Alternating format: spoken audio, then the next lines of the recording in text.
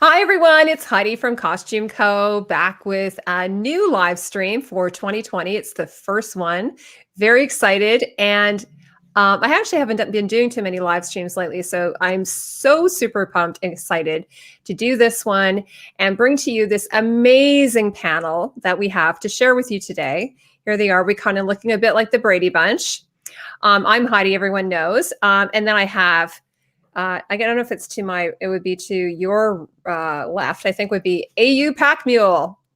Woohoo! Woo! How's it going, everybody? And then we have Justin Thomas from Top Shelf Fandom. What's going on, everybody? Happy to be here, Heidi. I'm really excited to have the Salty Nerd. Salty is here. He's a podcaster, and I invited him to the stream. Was on his podcast, so I've been wanting to have you on, Salty. Thank you very much. I'm happy to be here. Hello, everybody. And finally, we have Hax Dogma. He's like our big celeb here. Hey, hey, everybody. Hax Dogma here. Thanks so much. And Hax and I have done a couple of streams. Well, we've all done streams together. Hax and I have done a couple of Westworld. I think we did. I don't know if we ever did Game of Thrones. So I always love having you on. It's always a blast. Thank you. Always enjoy being on. Definitely have to do it more. Just gotta finally one of these days get a camera. So I'm not an avatar speaking. Yeah, so we've got a couple of people who aren't on camera. That's totally cool, though. And Marie, putting that in your contract before the dust settles. And then I have a surprise guest coming. I'm hoping she'll be coming soon. So, although I did mention it on Twitter already, so it's not that much of a surprise. So, anyway, what we are here to talk about today is The Witcher on Netflix. It's the new series on Netflix. It just got dropped in December. And I sort of had mentioned to everybody online, hey, we should really do a live stream and chat about it. So this is what we're doing. Finally, we had a bit of flu going around. I think everyone's back and healthy. So I'm going to start off with you, AU Packmule. Why don't you give me your first impressions of what you think of the Witcher series? Everyone's watched it. And just by the way, in the chat, there might be some spoilers because it's we've all watched this season. So just to let you know that. So go ahead, AU. Yeah, there definitely might be some spoilers in here with these guys. Yeah. So 20th is when I started watching it. So it hasn't been really that long, but I've watched it 4 times already, and I loved it the first time, and then I liked it less the second and third time, but I really enjoyed it the 4th time. So just wanted to pick up some of the details that they were trying to lay down in the story, and that's really the only reason I kept watching it. But overall, very good. I definitely recommend it. Great. Wow, 4 times. I've only watched it 1 time. What about you, Justin? You've just finished watching it. You're just freshly finished watching it. Give us your first sort of initial impression of the show. I think that, obviously I'm coming at it knowing that I'm going to speak about it, knowing that I'm going to analyze it, trying to give a broader sense of the story overall. I think that it was ambitious, and I think that the way in which the framework, the way in which they gave us 3 timelines was smart compared to the other choices they have. I know I have played a little bit of the video game. I have not read any of the source material. I did a little bit of research about what they took from, and I know the novels in which they're probably going to draw from here will be more of a conventional arc and so forth. So I would say for the medium, it's on Netflix, meaning it's something people are going to binge like I just did, and they're going to rewatch as AU has, that it works. I think that it works. And we'll elaborate more on that later. I think that, yeah, it does what it needs to do because it's got people coming back. I'm saying I want to see it again to come to my conclusion of whether or not I think it's great or not.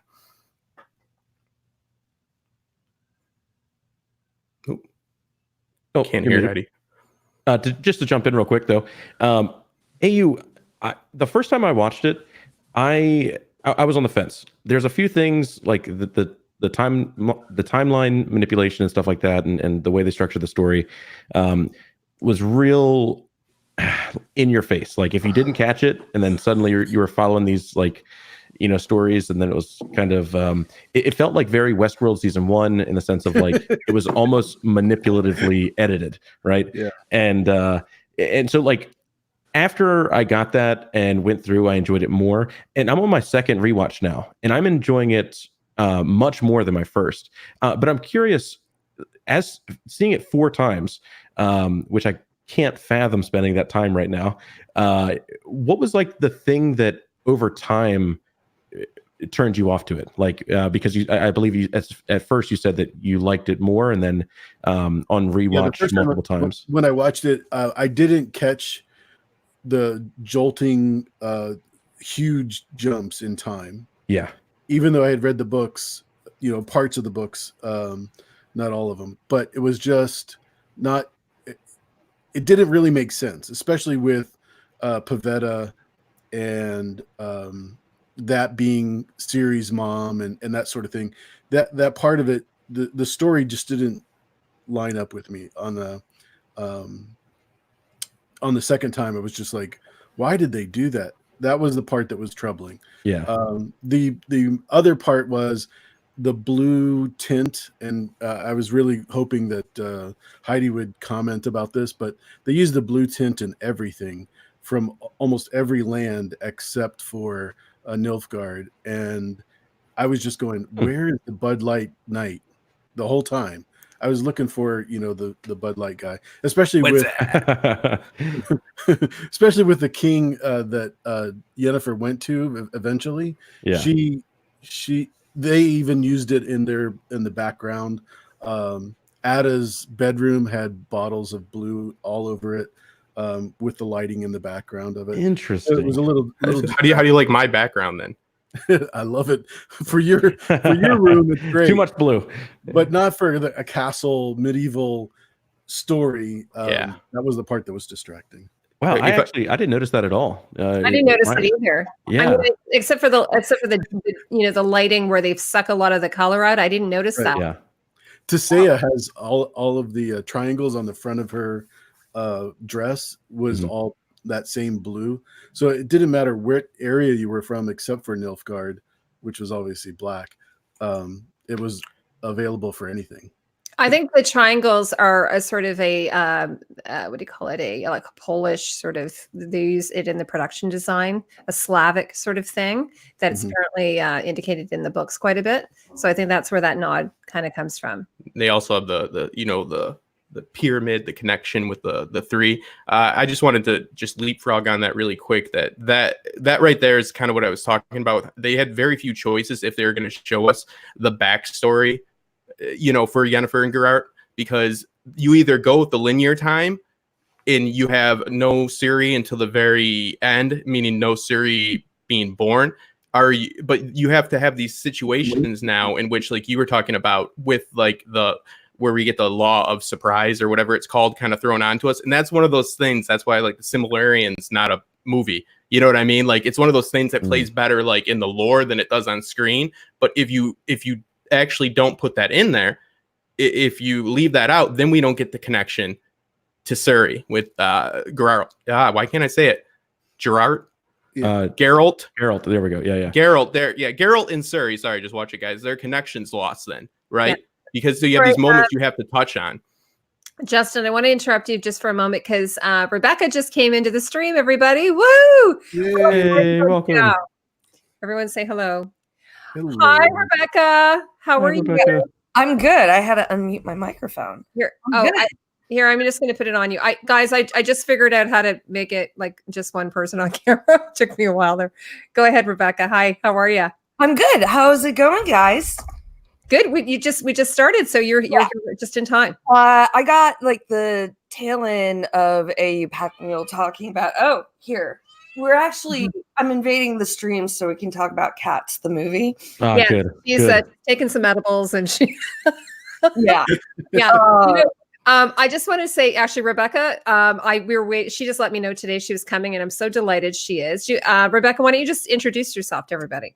Hi, I'm Rebecca. I'm one of the co-hosts with Heidi of the Creatives Guild. I'm a film editor and kind of general all-around nerd. And yeah, so I just finished The Witcher last night. It's my first watch, and I have not read the books. Yeah, you and Justin are the same. I haven't read the books. I just finished the show like a couple of weeks ago. AU's watched it 4 times, and Oh my AU, God. I know already. Come on. I think Hax has watched it twice. Did you say Hax? Yeah, I'm on my second. I'm about to finish my second rewatch. Yeah. So anyway, if the technical aspects of the show, if there's any issues, you can blame me because I'm running the technical aspects, and everyone knows how techie I am. Would you All have right. an assistant with you? Your production So assistant? anyway, Rebecca, I was going to say what we were doing at this moment right now is just giving our first impressions of the show. So I don't know if we've done Salty yet. We haven't done your first impression, Salty. Let's let Salty give his first impression. Hey guys, I saw it once. I am a blank slate as far as the lore goes. I never read the books, and I haven't played the game. I started Witcher 3 after I watched the movie, or I'm sorry, the TV show, and I really did enjoy it. And I have to admit, I'm not as smart as most people in this chat because I didn't pick up on the timeline thing until like the end of the series when they did like the big reveal where Geralt and Siri are both in the big city that's being attacked. Yeah. What? I- But anyway, I did enjoy for the most part. There was a couple things that bugged me about it. I felt some of the production design and just the overall, I guess, I don't know. I'm holding it up against like Game of Thrones, and I felt like it was kind of lacking in that department a little bit. As far as like the Nilfgaardian armor, kind of looked a little cheesy to me. And then the dragon episode, I think it was episode 6. That really didn't work for me, but I'm trying to forgive it because it's season 1, and budgetary problems and stuff like that aside. I just felt like it wasn't like the best step forward for the CGI in the show. Yes. But other than that, I really enjoyed the characters. I think Yennefer by far is my favorite one. She's the most interesting, and she actually threw me. That her story kind of threw me for a loop because being completely fresh into this lore, I had expected her to kind of be the big bad. Like she was this downtrodden, abused woman, and she was finally gaining strength and power. And I thought that like once she gained that ultimate power that she had within her, that she would go full like Dark Phoenix, like Jean Grey, and that would be the conflict where the Witcher would have to stop her, but it did not go that direction at all, which was a pleasant surprise. I'm not mad about it. I actually really liked that. But Henry Cavill, I thought his fight scene and the stunt choreography were amazing. And I think it was directed by the gentleman who plays the Night King from Game of Thrones, Vladimir something, was the stunt coordinator on this show. So It is, yes. cheers to him. I think he did a fantastic job with just the brutality of Geralt's skills. So yeah, that's my take. I really enjoyed it. There were a couple issues there, but nothing that was like a showstopper for me. Nothing that would ruin it. And I'm really looking forward to seeing where they go in the future. Yeah. If I could jump in real quick, for the timeline, episode 1, me and my wife were watching it, and there is some very subtle comment about like the 2 stories that are played out in the first episode. And I looked at my wife, and I'm like, I feel like these are different times. And she's like, no, they're not. And I was like, okay, no big deal. And I wrote it off as like me having like PTSD from Westworld or something. Like I have to believe that like everything is a different timeline now. So I didn't think anything of it. And then the next day I get to work, and a coworker of mine who was watching it, she was like, hey, I really have an issue that they jump around the times so much. And I was just like, oh, what? Wait, they're actually doing it. And yeah, but I don't know. I do. I felt the show maybe a little bit for that, in the sense of it is hard to follow at times. Also, I agree with the CGI. I 100% write it off to the fact that it's a new show, a relatively new IP that Netflix didn't know if it was going to be a sound investment. Similar to like his Dark Materials, maybe should have grossed more than it did. So maybe they didn't invest as much into the CGI. But watching it, I was like, man, this is like 1996 Lara Xena. Croft. Yeah, Xena, Hercules, inconsistent. Yeah, I'm That's exactly I'm Yeah, like, that's exactly oh what my my god. co-host said on the podcast. He was like, Yeah. "This feels like Xena."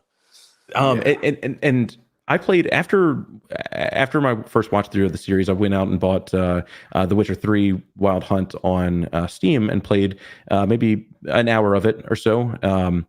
And so got familiar with the combat. And again, talking with my coworker who has been immersed in this world for years, one of her biggest complaints was the lack of the signs and the magic that The Witcher has, because like you see it every once in a while, like he'll just like Skyrim shouts or battle shout, I forget what it's called, but push somebody away telepathically. But he has like 5 signs that he can use in combat that are just like so unique and so well designed with this like melee heavy system, and that the show just like doesn't do. And again, I think that is again because it's the first season and they didn't want to risk putting all that CGI money into it.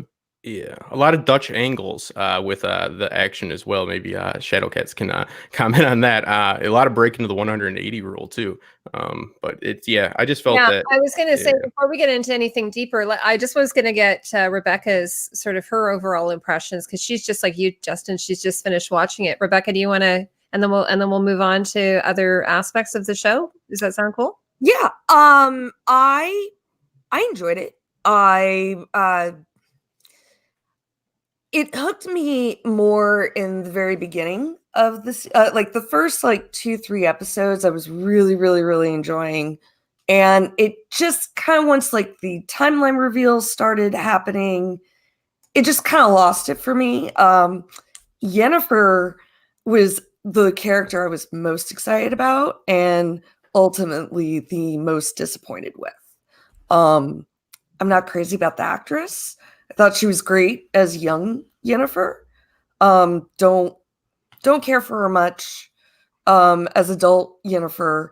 I have an overall problem with the story, like her soul worth being whether or not her uterus works, kind of bugs me. But yeah, I mean, I enjoyed it. I wasn't blown away. I don't know if I'm gonna run to watch it again, but I'll watch the next season.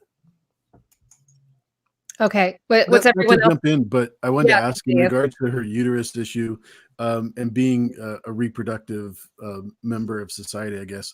Don't you think that was what she contemplated before she made her transition, and she realized she had a huge cost in making that decision? Yeah. And it's fine to actually like have that be part of her storyline, but for that to be like her main ultimate goal. And I did just rewatch the episode where they revealed that Geralt had bonded himself to her, because that was like kind of something I kind of missed. So I just watched that storyline once again, and she comes to accept it.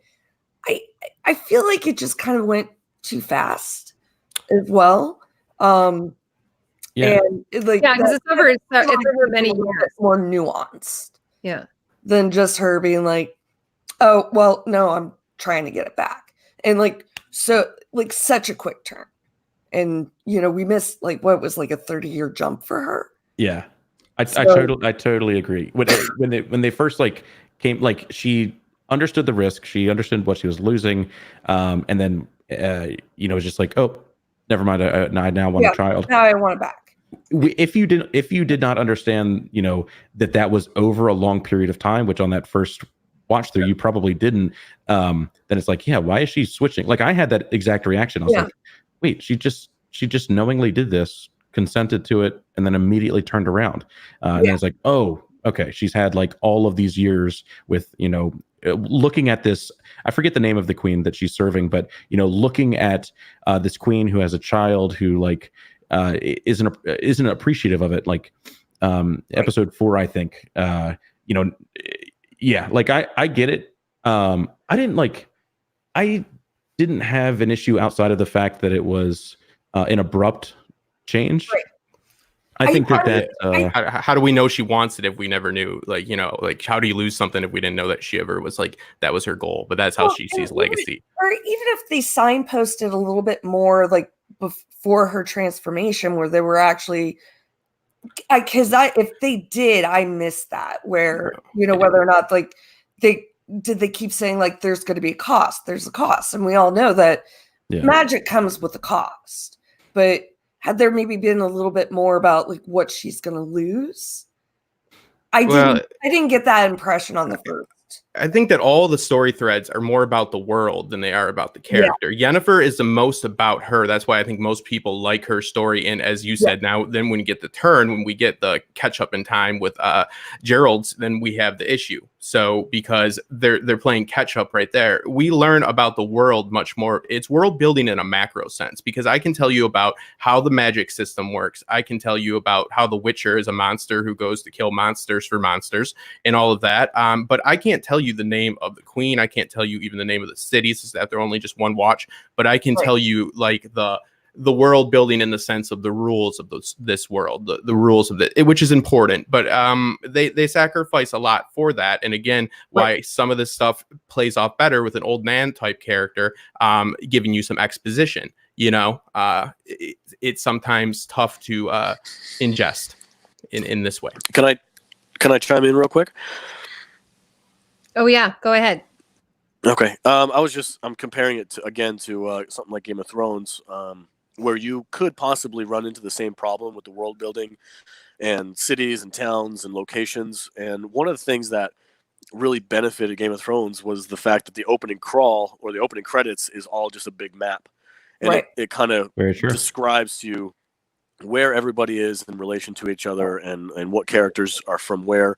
And this show was lacking that. Definitely, I had a hard time knowing which, was it north or south that the Nilfgaard were coming from. I don't know. Again, you guys said it yourselves. I don't know the city that Siri was from. I can't tell you the queen's name. Like, these are things like I think they glossed over a little bit too quickly. And then on Jennifer's storyline, just to let you know, they just released on Netflix on the website for The Witcher the interactive map, so it's brand new. It just came out yesterday. Yeah, I just saw it. Guys, before we move on for a second here, I just want to. There's a bunch of people in the chat who've just everyone's been joining the stream. Do you mind if I just do a few shout outs to everybody before we move on? Please. So, we've got Alicia. She was like the first one here. She was here right on the nose. Hi, Alicia. We've got Meyer27. We have 30 days. Woohoo! 30 days. Goddess Estrola. Adrian Mendoza. Daryl Galt. A bunch of people came over. I was just saying before we went live that a bunch of people came from Tony Teflon's stream. So that was really kind of him to suggest people come here. Cindy C's here. Jose Marcado. Who else do I have here? Sunflower Beth. Stacy Risner. Sontavia. Lady Dane Starfall. Sontavia Major. Hax, you're here. I am here. Angel over. Hello. Tatiana was here. I saw her somewhere in here. Anyways, if I've missed you guys, I just want to say hello to everyone. The moon. Got a really great crowd here. And a fabulous panel as well. There also... Sorry, go ahead, Hax. I interrupted you before you got to finish your point. Go ahead. That was actually Salty talking. But there was a question about the swords that I wanted to answer. I don't know if it was answered in chat, but Geralt has two swords: a silver sword and a steel sword. Steel for human affairs, and silver for kind of mythological ones. In the show, I don't think that he always carries the two. But he does keep it on. Yeah, he keeps it on Roach. I'm pretty sure there's a shot of it there. That was a change made for the show, apparently. I like the two swords. I'll be honest, like having played the game a little bit and reading into it, the two sword aesthetic I really like. So I hope maybe that comes back because it's unique. Every person in the world or every fantasy person always has just the singular over the shoulder sword. So I like that. Try pulling one of those out. Yeah, for real. One of the things I was going to just ask what you guys think. I mean, some of this what we've talked about. I don't know about you, but I didn't come into Game of Thrones till maybe season 2 or 3. I can't exactly remember, and then I had to binge watch it all and then kind of get caught up. So I mean, so obviously when I started watching it, I was like, oh my God, this is amazing. And they had that terrible pilot and everything. So do you think that maybe, some of this might be growing pains? I've read there were some production issues. Are you hopeful for season 2 that maybe they'll be able to pull it together a little bit more? What are your thoughts? We can start with Hacks on that. Oh yeah, definitely. Like again, I think a lot of the issues that I had were CGI related. It was kind of like it would be a great experience, and then all of a sudden it like yanks you out of the immersion because they didn't pay animators enough. And I think season 2 is probably not going to follow the same storyline or schematic of jumping around so much. I think that they did that. They used that as a storytelling device, and now they'll move on to a more linear timeline. So I'm happy for that, and I think that will make the show much better. Yeah, who wants to talk next? I just, they had to connect them to Siri, and they have to tell us that Siri is important, right? Because I kind of workshop this a million different ways. It's like starting off at Julius Caesar's death and then showing friends of Octavian, right? That are going to help, like Agrippa and stuff like that, or Mark Antony, not friends, but people that are going to play a role. So like they had to have like the first episode, you have that battle. And the first thing I thought was, Jesus, they kind of like they really want to show that they're going to show some battles, huh? Because I didn't get connected to these people at all. So I'm supposed to give a shit that they're both dying on the battlefield, or one dies, the king and the queen dies after. So they're establishing that this girl is special and that she has a power that she's even unaware of, but people are trying to get her. Then we're introduced to the world through Yennefer and Geralt. So we go through, Geralt is our conduit for going throughout this, and what better way to get to know people than to get to know what they want disposed of, right? Monsters. I feel like they drop a ball a little bit there, especially with the CGI, like Hack said. Yennefer is a really good, looking glass into this world for the most part. I do agree it's a little bit thrusted upon us, because how do you know somebody's wants and needs if you don't, you can't lose something if we never knew that that was what they were like valuing. Of course, nobody wants to lose their fertility, but I'm just saying that, it's kind of like, oh, I lost this, and that's what I want more than anything in the world. It's telling, not showing. So it's they're kind of in a tough spot. So I think it's, if you think about it the other way around, and we just get Geralt and Yennefer's story, and we get it linear up until the conception of Suri, and then at the very end of this, we have Suri being born. And they're like, ooh, this girl's going to be connected to Geralt, and she's going to be special because her mother was a source, or whatever they call it. It doesn't work as well. So it's like, it's dropping her in at the very beginning, I think just had to be a tough decision they made. And I think we're all asking enough questions that they achieved what they needed to achieve. We're all going to go back. Look, people are buying the video games. People are watching it 4 times. People are going to want to go into the source material for something that's on a medium Netflix and has the source material and games and all this other stuff to explore. They did what they needed to do. This wouldn't have worked if it was on ABC or or AMC or something. It failed. Your microphone's successfully, muted, Heidi.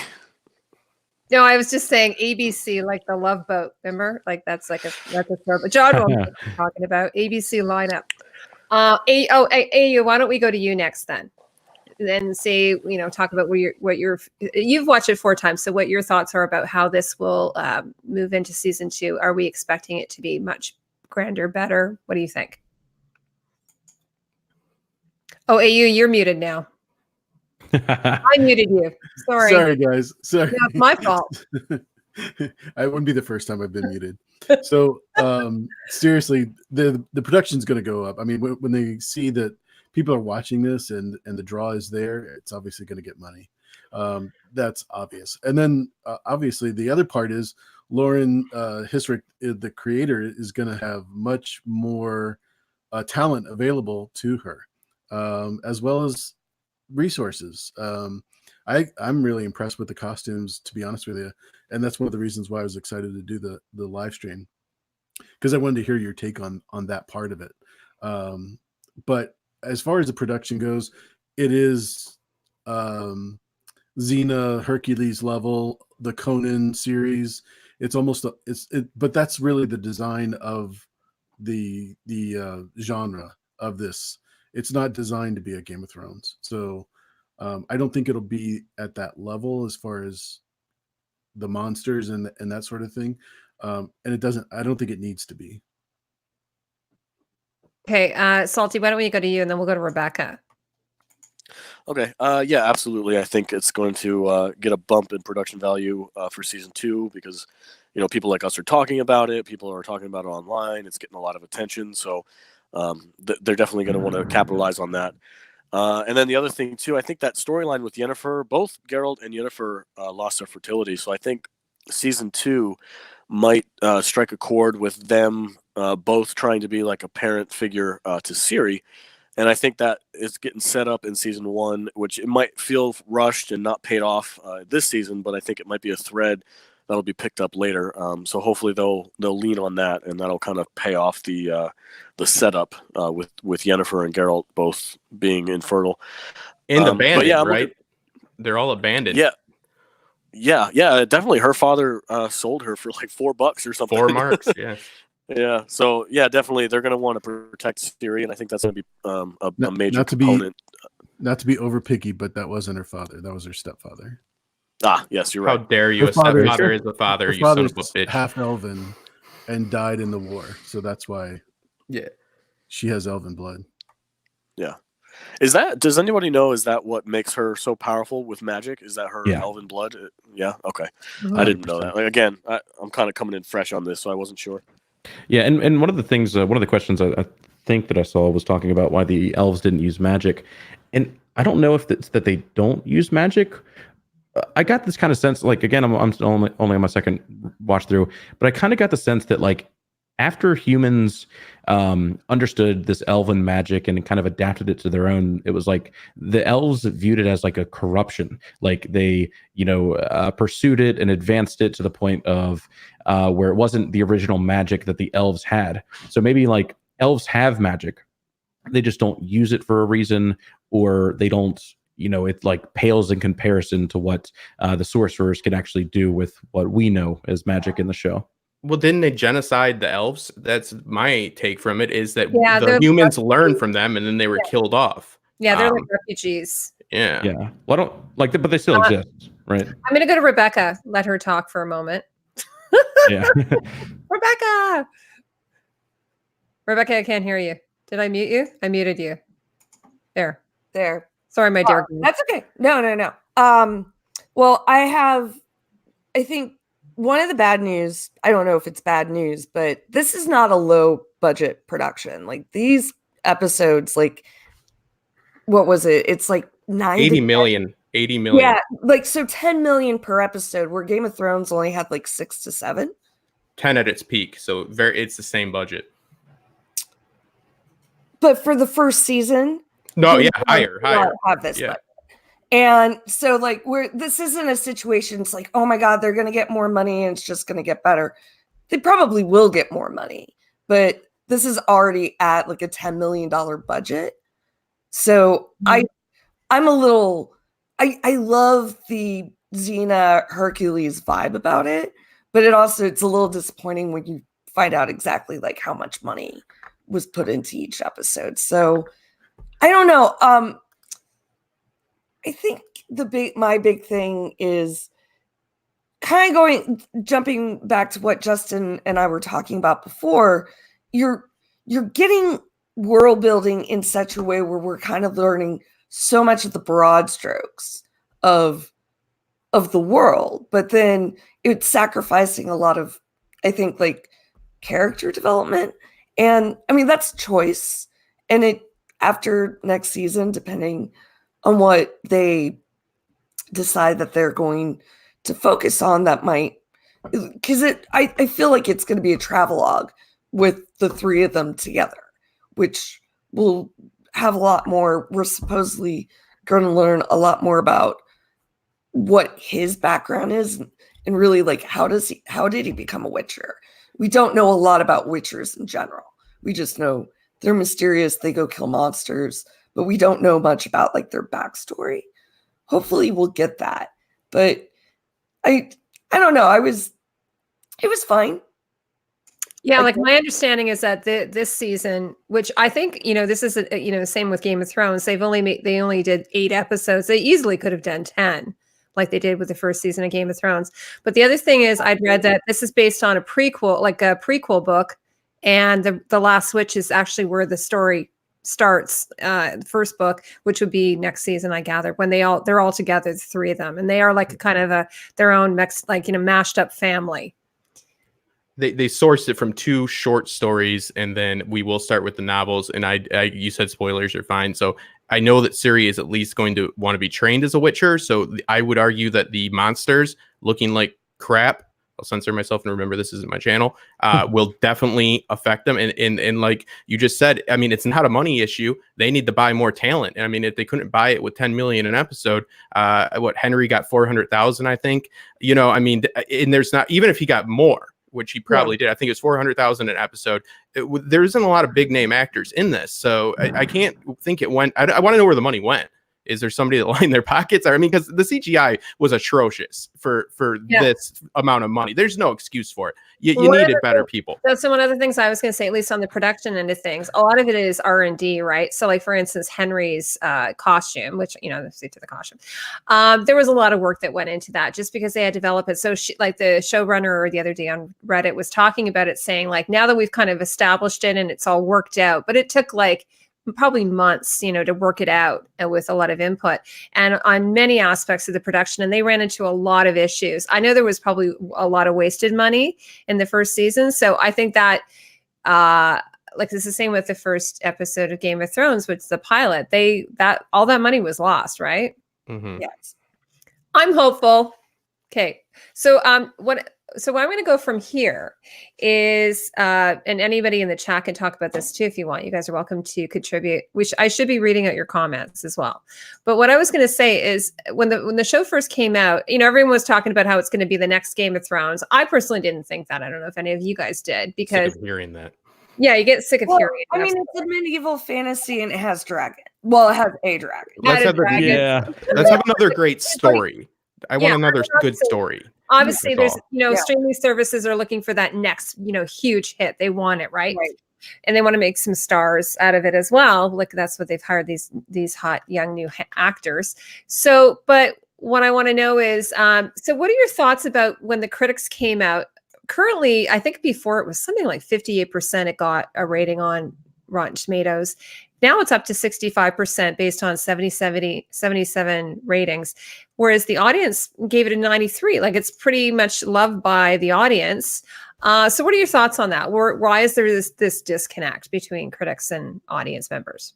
Rebecca, I'll start with you just to kind of push it up a bit. I wonder if that's just a little bit like, at some point when you're a critic, you're going to be watching it for you have a very specific criteria. Well, each individual has criteria. It's a little bit higher than your average viewer. And as far as just watching something and having fun, it's great.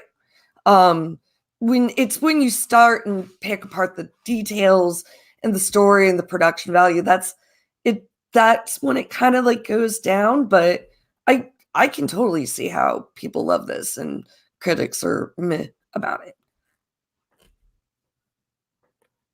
Oh, so you can see how that is. Yeah. Oh, totally. The last, which is the first short story, says Meyer. Nice. Okay, so who wants to take up this next? Yeah, I can go. So I think that you nailed it perfectly. Like watching it just as someone who doesn't watch for the critique of a show or blocking and blue hues and all of that kind of thing. Like just watching as a casual viewer, this is an incredible show. A little bit confusing, and like almost every single critic review that is a bad review says this is a great show. It's just kind of hard to follow, and to the point where they claim to the point of it being incomprehensible. So that's like why they review it so negatively. That it has potential, it's just missing marks that it should be hitting on CGI, on the story structure, things like that kind of take you out. And I was actually watching In Deep Geek's review with or his chat with Geek Chat 1, and they discussed the music. Now, for me, I liked it. There was nothing that removed me from the show because of the music. But I believe that one of them didn't like the music. Did anyone share that take? I didn't notice the music, so that's not a good I didn't know. thing. Yeah. I think we're talking about the music Jaskier performed. Oh. Jaskier's music. Are you talking about Jaskier's music, or are you talking about the score? The score. I didn't notice the score, so that's not a great I sign. I think that's a good sign. Do not like the music. Like, there's some cues that kind of work, but no, I agree. I dislike the music. It sounds like, you know, a cheesy show. It just sounds it could elevate it so much more, and it's just not doing it. Yeah, I invited John on, by the way, who is our, you know, compatriot on the Creative Guild. That Rebecca and I do that show together. John Del Vento. Asked him to come on because I would have loved to have heard his thoughts on the music. But I honestly, I'm like Justin, I didn't notice it. What about where were we going here with this? Salty, what about you? What do you think about the critics versus what the audience thinks about the show? I'm going to be completely honest with you. I don't trust any critic. Oh, sorry. I muted. I think you kicked him out. Oh, sorry. Backstage. There we go. Anyway, let's talk about tech issues later. You didn't know Heidi was a critic, did you? Yeah. I'm so sorry. He's going to be coming on your show again. What's wrong with you? Go ahead. I don't put much faith in critics these days. I think there's a huge bias. You guys do make valid points about them looking at it more of like a storytelling or the CGI more than just entertainment value. However, like one of the more critical articles that I read, I can't remember what magazine it was from, criticized it for having too much nudity that wasn't as fun as Game of Thrones. I don't know what that means. Sorry. And the other thing was they criticized Henry Cavill as being emotionless and gravelly, and I'm like, that's literally what he's that's literally what he's supposed to be like. So some of these critics who are bashing on this show are, I think, I don't know what reason they would have, but I think they're overly harsh. I think I gave it like a solid 6.5. I don't know what that translates to in like a percentage wise, but I enjoyed it. It has issues, but I try, again, it's season 1, so I try not to be overly critical of it. But as far as the disconnect between fans and critics, I think that applies to just about every movie. You could see a huge discrepancy between most films out there nowadays. But yeah, that's my take on the critics thing. Was there another question that you had? Well, by the way, Salty, while we're at it, I just want to give Salty a plug because tomorrow on his podcast, which will be tomorrow morning, and I put a link in the description below because I was very organized, by the way. Salty is having. We'll help you explain it. Go ahead. The newest podcast. The title is "Toss a Coin to Your Mandalorian," and we sit down and we discuss the first season recaps of both The Mandalorian and The Witcher. Compare them story-wise and give them a grade at the end, and then kind of just have a little bit of fun with the music. You guys were talking about, like, Toss a Coin to Your Witcher is such a catchy tune, and the music, the music for Mandalorian really struck a chord with me after about halfway through the season. I started like jamming out to it, so we just have a lot of fun. We compare the two shows just as entertainment value and a little bit of criticism, and but you're kind of doing you're having to choose one though, right? You've obviously recorded it, but don't tell us who you chose. Which one? Yes. At the end, we choose which one was better or which one was more entertaining for us personally. Okay, I love that. So everyone has to listen in tomorrow. Definitely. It's available right now. I dropped it a day early because I was getting fidgety, so it's up right now on iTunes, Spotify, and Stitcher. Yeah, I've got the link in the description, and if anybody wants to check it out, you can listen to it tonight. Thank you very much. So, Justin, did I ask you yet? No. As far as guys. As far as critics go, first off, I don't know when the drop off happened. Is this an instance where they screened it to a limited group? Because a lot of critics now, hacks don't get surprised if soon with your numbers you get contacted by Rotten Tomatoes. We have to realize that the critics, the medium that we're on is, they're using a lot of us. So yeah, a lot of the print critics and stuff like that, Forbes and in particular is terrible. I've never seen somebody that clearly does not know. I mean, I don't even know if they watch television, but I've heard saying when the story ends, there still needs to be a story. That was a quote. Good job, pal. But as far as critics, they're going there. They don't have to make the decision whether to buy the subscription or not. Or buy a movie ticket. They're screening it and they're watching it for the standalone value. If I had to give it value just on the story for this standalone, not think about it in the sense of how many questions am I asking, how many questions is everybody else asking, meaning people are asking questions and they want to know more. They did their job. People are coming back for season 2. Was this a great story for season 1? No, but within the medium that it exists, it is. So if it's like a macro view on it, yeah, it works and it gets it done. But it's standalone, just looking at the story, looking at the way they set up the framework and what was being depicted to us on the ground, looking at it on a detailed sense about what we really learned about our characters. Like what do we really learn about Henry Cavill's character? I mean, he was kind of static throughout the whole thing, but to say that he's a gravelly, grouchy guy, that is this character. And the critics have never been good to Henry. And I've always been a fan. I think he did knock it out of the park for this. But yeah, there's a lot of flaws with it. So that seems to be a trend that the critics will hate things on, Rotten Tomatoes right away. And then as soon as the public speaks out, that number goes up. But I think because the rest of the critics that get the screenings get more like regular people, not people that are writing, in print media still. Yeah, I was going to say, you guys talking about, some of the people in the chat are talking about how it's got a bit of a camp feel to it, and there's some humor in it, which I really appreciated. I mean, Game of Thrones did have that too during those dark moments. We always got that little bit of humor, but it kind of reminds me a little bit of like Starship Troopers, like you're dealing with some really serious monsters. Like, oh, and speaking of that, there was that arachnid monster. That one I loved. That reminded me of Starship Troopers. That was my favorite monster in the show. Bugs. I think so too. Yeah. That one really held up. I love it. Are you there? Yeah. You were so still. I thought your screen had frozen. Sorry. He's very stoic. No, I'm like, oh my God, did I kick him out? Okay, I'm so paranoid. Again? No, all right. Yeah, someone's saying the Entertainment Weekly review really made me mad, and because they gave it an F, which I thought was, I'm like, an F, really? Come on. Like, I just saw like, what's that movie about the superhero Superman where he's a bad guy instead of a good guy? It's sort of like Smallville, but it's based on this little boy who lands in this, Brightburn. I just saw that and I'm like, oh my God, that movie was so bad. Like yeah. So anyway, I was like, F, really? Come on. So anyway. Yeah, they're dealing with the destiny, fate, determinism and free will. All these things are hot right now. It's the humanities. It's touching on the psychology, the philosophy of it all. And it's got all that myth built into it. It's got a lot going for it. It's got a lot of bones. Yeah. Just make it look better, shine this thing up.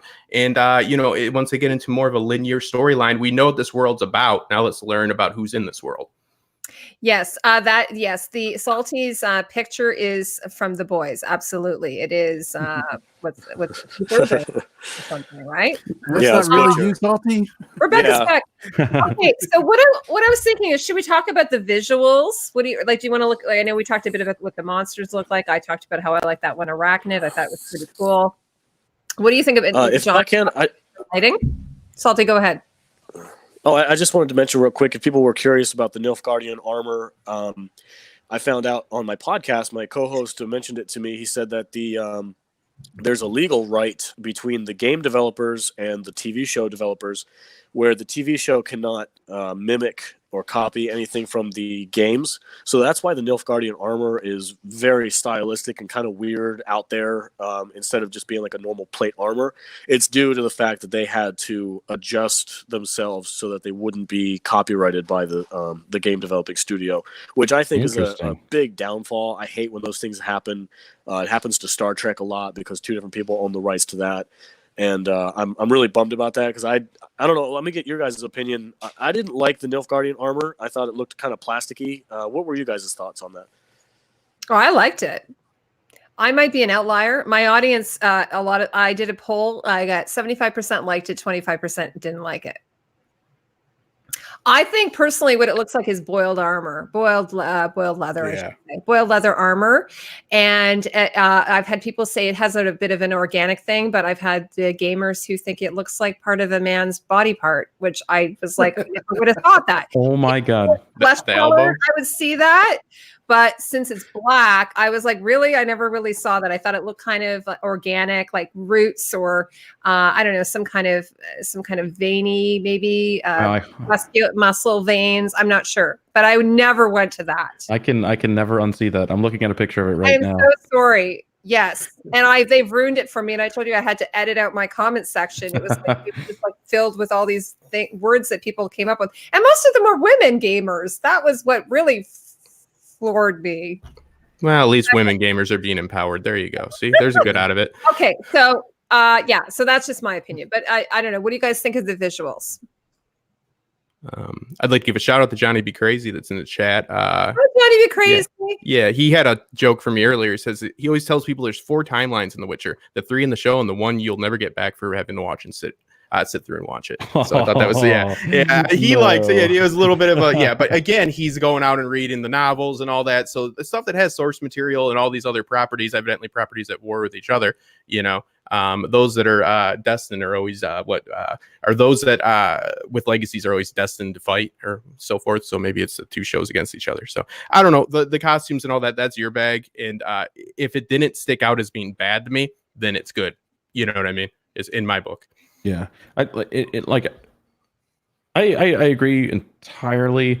Kind of monster creature thing that made me cringe, or like, okay, well, I praise the show for the fight scenes. All of those are choreographed well. They feel like there's a huge weight to them. Like every swing is just like it's a real swing. It's like it doesn't feel choreographed. It feels like 2 people fighting in that moment. And so visually from that aspect, I like it. In terms of the monsters, both the monster that we see that's like the cockroach scorpion hybrid thing that he starts the show off fighting, well designed. That is a beautifully horrifying creature, and equally the one that is the princess that was like the abortion manifested. Like having watching that on my second time and realizing that thing that's attached to her isn't a tail, but it's the umbilical cord. Dude, it is so like uniquely scary. Like I don't know how to describe it. It's just it's a really creepy looking character. And I didn't even know that, Pax, until you just told me now. So I'm gonna have to go back and watch that. Yeah, watch it because I was like, wait, that's not a tail. That's coming from her belly button. The fact that it's an embryo or a baby that ate through the womb. Yeah. So it's like disturbing, and that's different than being terrifying, right? Like, so it's like a mix of the both. So yeah. And like the dragon, I didn't mind the dragon. I think like I've seen a lot of criticism of the of how it looked. And maybe that whole storyline was also kind of interesting. Like assembling those people for Geralt to kill them later on. It was a little interesting, but the dragon aesthetic, I didn't mind it. Yeah, I thought they missed the ball with that as well. That felt like a DLC pack, like quest or something. That because if they're gonna do those little side ventures with Geralt, which they do throughout the whole thing, you could argue that Yennefer is the only one that was necessary to do that. The pre-timeline for because it's like, what did we learn except for the backstory behind his name of the Butcher? What did we get out of this character that we couldn't have got in the now? Again, I think it really just comes back to them not wanting to do a flashback or flash forward with Siri. I think honestly, not to get off topic, but in regards to that particular scene, it was because of Renfri and the lesser evil, and they wanted to show that Geralt could care less about the lesser evil. He only wants what's right. Yeah. Isn't he like a metaphor for the trolley scenario? Like it seems like he wants to take no action, but his indecision is a decision and so forth. That's an interesting dynamic with him, for sure. And how does he decide who's a monster or not. It seems with the devil or the goat or whatever that Xena warrior princess thing was, he's like, you're smart, so you get to live. But he also considers humans to be That monsters. to me is more of the story than anything else we've talked about, in that he will decide on what is right. Like, for example, the Striga. The Striga is a cursed being, so he doesn't want to just go kill it. He wants to get the curse lifted. And that's his motive. If it was the very first monster, if he could have saved it, he probably would have. But like he said, it's either money or monsters. It's usually not both. So he has to make a decision. In about society hiring what they consider to be a monster to kill their monsters. Just like with Dooney, he could not make himself kill Dooney. Yeah.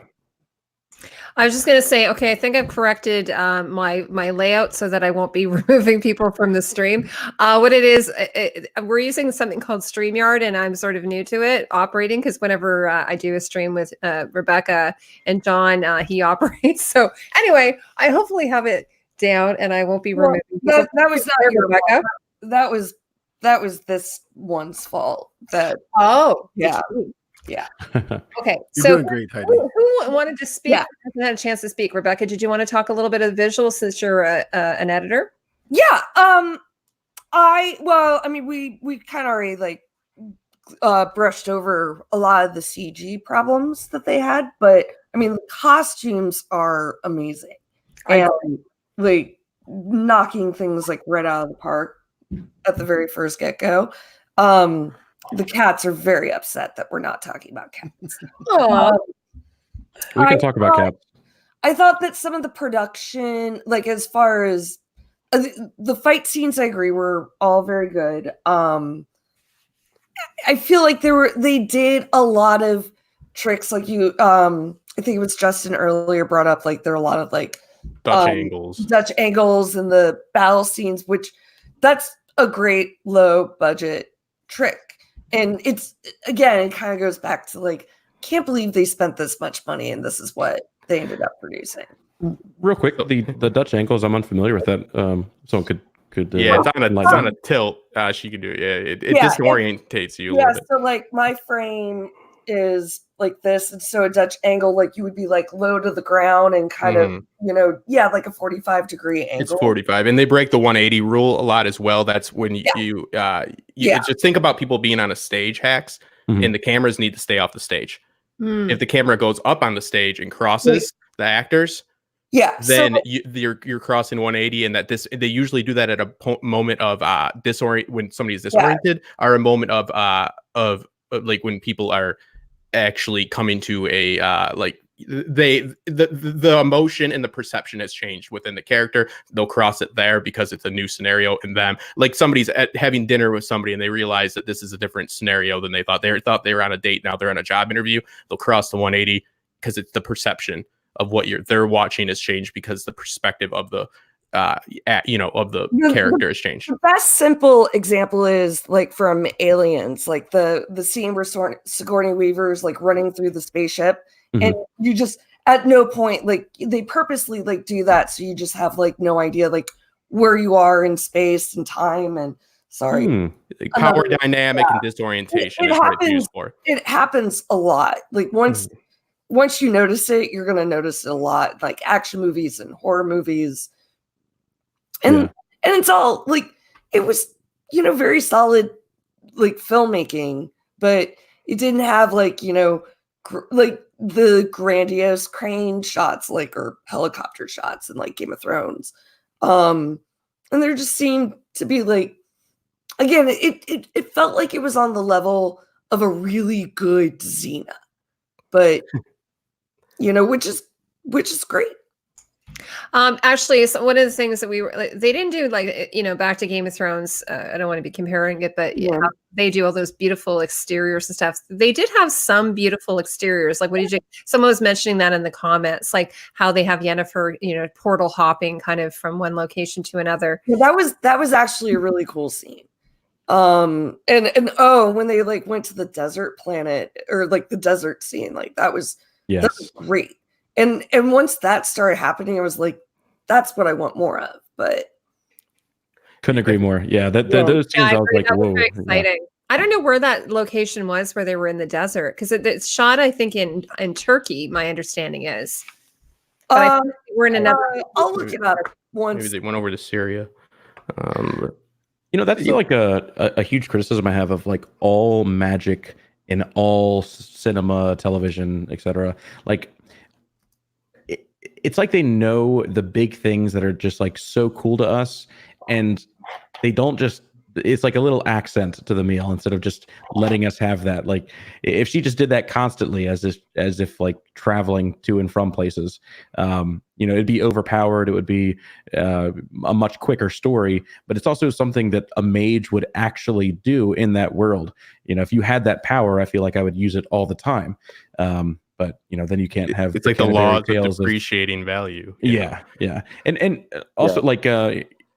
Totally unrelated, but like Harry Potter, in the world of like anything is possible level of magic, the best spells that they're casting is just like tiny green shadow bolts at each other. And I'm like, man, like you summon giant dragons and, like the scenes with, like there was great scenes in there, but yeah, use more magic is what I'm saying in all television. I just want to say hello to Tatiana in the chat. Tatiana Melendez. She is one of my fellow Game of Queens. If anybody's ever watched us on that show, we did a full breakdown of Game of Thrones last season together. She is my beautiful shining girl. She's living in New York now. She's studying there, so I'm very proud of her. She's doing her master's. So I want to say hello. If anybody else wants to say any shout outs, by the way, you're welcome to as we move along. So, Salty, did you have a chance to sort of add your thoughts about this? Can you guys hear me okay? We can. Oh, yeah. Okay, cool. Sorry, I switched over to a different microphone. As far as the magic goes, I would like a little bit more of an explanation for them to dive a little bit deeper into it. I think would benefit the show for newcomers. However, I did want to point out something Hax mentioned about the portal jumping. That was one of my favorite scenes in the show.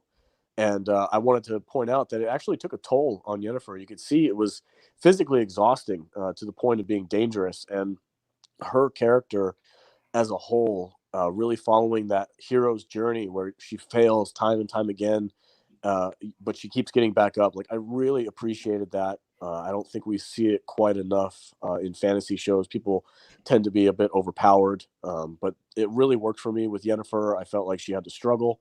I felt like she had to learn her craft, even with this great potential. She really did have to she had to prove herself basically, and I really enjoyed that aspect of the show. And I applaud the writers for doing that, because it's very easy for them with somebody who's so powered as Yennefer to kind of just give her a catch-all and make it easy for her. And they didn't do that. So I'm thrilled about that. I think that was a really great moment for her character. What about I'm on. What about you, AU? What about you, John? Try saying that 3 times. I know, and I'm not even drinking. I drink and I know things in my drink and know things glass, but it's just water. Sparkling. That does it for you, huh? So what was the question? I'm sorry. Oh, what are your thoughts about the magic and how magic is depicted on the show? Big part of the show. It's a big part of the game, and even bigger part of the books. I think they did it fairly well. They tried to show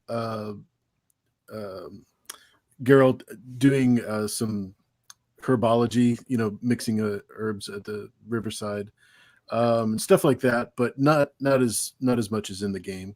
But you just don't want to have it where people are shooting lightning bolts at each other, or overemphasizing magic as opposed to what they can do with the sword or something like that. So I personally like the percentage. Lightning bolt. Well, I mean, if they can do anything, then you know what I mean. Like then what's the threat? You always run the risk with magic. And I just got recommended a great podcast today from actually LML called "Writing Excuses." because I'm planning on doing something on hard magic and soft magic systems, you know, like who uses magic well in story and who doesn't, because it's a very risky thing to inject in the story. What's possible? It becomes the what, how, and why of everything. What is it? Magic. How's it done? Magic. Why? Magic. Yeah. That's bad. So you got to avoid that. And this, I think it's done well because there's a sacrifice, right? But it's either an external or an internal sacrifice. This is very smart because Yennefer gets to a situation because it's either kill the flower or have your hand melt. Well, it's easier to kill the flower, so there's something to be said there about, you know, the destruction of society and the very, you know, the actual physical earth itself, the surroundings. In order to use this power, there is a give and take, and it either has to be external or internal. Somebody has to pay the price. So it's like, you know, you can pass the buck on for as long as you want, and eventually the true hero's back will be against the wall, and the character will come out when they gotta hurt themselves, as Yennefer did. So I think that the magic actually was the only thing that was fleshed out. And just real quick on the cities, they should do what Last Kingdom, in my opinion, does. And they'll put it in the bottom of the screen, a little bit of text. Hey, you know what I mean? I don't think you feel it. I agree with that. Someone was saying that about the timeline. I mean, they purposely obviously wanted it to be vague, right? But I love the idea about them doing the cities. First of all, because having that, I've noticed, I'm just saying that even as a YouTuber, having a visual just really helps to sort of, like, when I say a word in my YouTube video, something like hymation or something like that, people are like, what the fudge is that? How do you spell that? You know, or queerus, you know, people are like, queer ass? What the hell is a queer ass? So, you know, by having that visual thing, it helps to sort of, and then you start to understand. I mean, I was constantly, I don't know about you guys, looking up, what is that? How do you say the person's name? How is that spelled? So I totally agree with you on that, Justin. Like a nice little lore third doesn't have to be long. Well, and that's what like Game of Thrones did well in the first season. Like for the first few episodes, like they were telling you like you're at Winterfell, you're in King's Landing, like they were telling you where you were. I can understand like had they done that for the timeline, like the timeline jumps, that would have been awful. And if they were going to do that, they might as well just do it in chronological order. I kind of like I like the timeline jumps. I like the fact that we were, you know, at some point like, oh crap, this is what's happening. I thought it could have been done a little bit better as far as the story went, but again, I've only watched it once, so I don't have like they should have done this and then this and then this.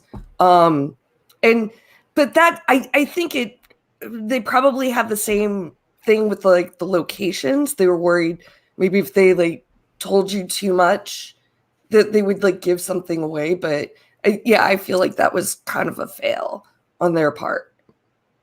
Yeah, they could. I mean, they could have just done it for the ones that are, you know, this is a solid certain place where like Bluck Kevin or whatever it's called. Or like even like do like a prologue and just say like, this is the world. These are, you know, like the 4 major places. You know what they could have done is a scroll, like in outer space, like kind of like forced perspective. That would have been really cool. And like could have like, you know, started with like a big like horn blast. Yeah. You know, it's funny. Sorry, this is totally off topic, but I just have to tell you this. Like yesterday, I was watching Lost in Space, and they actually stole the scene from the trash compactor from Star Wars. I could not believe it. I'm like, what? Oh, please tell me they're not doing the trash compactor in Star Wars. And sure enough, they did. I could not believe it. I just had to, that's like my vent. It's a good show though. Season 2, Lost in Space.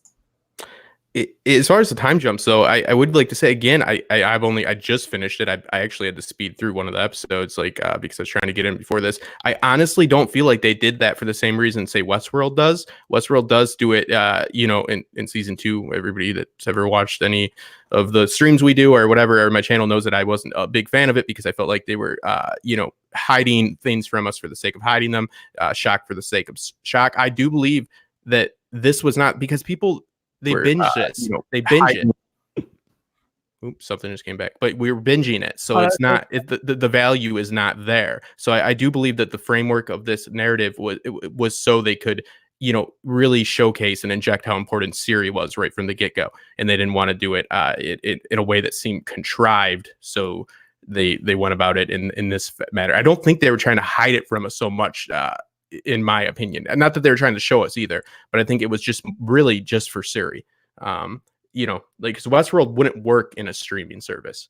because we wait to figure out what's really going on, you know, like, because we literally just don't know what the fuck's going on. We have all these different theories until the last like 2 episodes. This, yes, they made us wait a little bit, but I honestly think it was for that one specific reason, and they either, you know, are going to pay for that or not pay for it. I think it was worth it, I guess. Well, that's like another good point in general. It's like, you know, would this had been a better show had, you know, we all not, you know, binged it in like 2, 3, 4 days. Yeah. You know, like if we had to wait Probably. and actually like think about the episodes and try to like figure out what's going on. So yeah, like The Mandalorian, like I think is a much better show. And I wonder, but it's also like, you know, I had like the whole anticipation every week of waiting for it. Yeah. And they do the metrics on these shows for Netflix. They do, you know, it's all like an algorithm that they see the watching habits for certain genres in specific properties, and you know, if you've ever done any writing, you know that if you have to have an act break, meaning commercials, then you need to write mini cliffhangers. The medium is the message, people. I cannot stress enough. That's why I get so mad when I hear people say that books aren't TV shows. Yeah, I know. My broom doesn't fly as well as my plane. Yeah, it's a fucking broom. What else would be better at being me than myself? You know, it's just really, you got to appreciate the medium in which we consume these properties, and it is vastly different. The show would look different on A&E, it looked different on HBO, it would look different as a film, it looked different as a book. It does look different as a book, because a book is a book. Why? Justin's dropping the F-bombs. Well, Yeah. Yeah, that's okay. Like, if you weren't like sitting and really watching and paying attention, like you could easily go from one episode to another, considering they don't play credits. Mm-hmm. Not even knowing that you're watching a different episode. Absolutely. Yeah. Tatiana says she says the time jumps were confusing to me as not a book fan. Do you mean not a book reader, or you didn't like the books? I wasn't. Books. She hates the books. She hates all books. Oh, she does not. Yeah, you know, all I meant was that I definitely think they obviously gave us a reveal and wanted that to be impactful, because it would have been a waste, but it wasn't the main motivation behind the time jump. But that's again my opinion. I wasn't in the writer's room. Yeah, I was sitting down today to actually write my thoughts about the time jumps and, you know, maybe my issues with it. And I think it was because like it wasn't done to some all moment of realization that everyone's like at the same exact moment going, wow, they just, you know, they bamboozled us. They like, this has been happening this whole time. You know, season 1 Westworld comes to mind. Like, that's a great use of time jump, but it also wasn't done at like the very first episode, where they show us very clearly, you know, very clearly like what's happening, and then later on how we get to that point, and then something so grand that it makes us want to know the in between. Like, it was neither of those things. It was kind of like it just happened, and then you individually came to it at varying times. Like, people picked up on it immediately, people picked on it at episode 9. Like, there was never that singular point of that's it, and this should be the impactful moment. Think about how much of the impact would have been lost on the whole. First off, terrible decision to do that law of surprises after. It's like, well, what could ever go weird about this? It's like clear example of it just going weird. It's like, guess I'll just do that. I'm like, dude, don't be a dick. He's like, I'm just gonna be a dick, and it's like, oh, and then she throws up. But it's like, so the impact of that, just think about it in linear fashion of the impact of that. And that's what I'm saying. It's just that if we don't get Siri in that first episode, a lot of this loses its weight. And I think that's the decision they had to make. Like, it's just because reasonably the season would have ended with what, like her birth. I don't know, you know, or they could have made it longer. It would have lost it though, right? I mean, it really would have lost its impact. Guys, I just want to ask AU, because AU has read, I think 2.5 books. He said, is that correct, AU? Altogether. He's the only one. I think no one's here read the series. I think people in the chat had. So he's read the books, some of them. So and also he's a huge Game of Thrones. So he's read all the books and watched the series. So far, what are your thoughts, like in terms of how the showrunner sort of has brought it to screen? Because my understanding is that it's based upon the books, not on the game. A lot of gamers aren't happy about it, how it's done, but it's actually, I think the game actually takes place after the books, and that's my understanding. So what are your, sorry, let me talk. She's got a tough job. I'll just give her credit for the job that she did.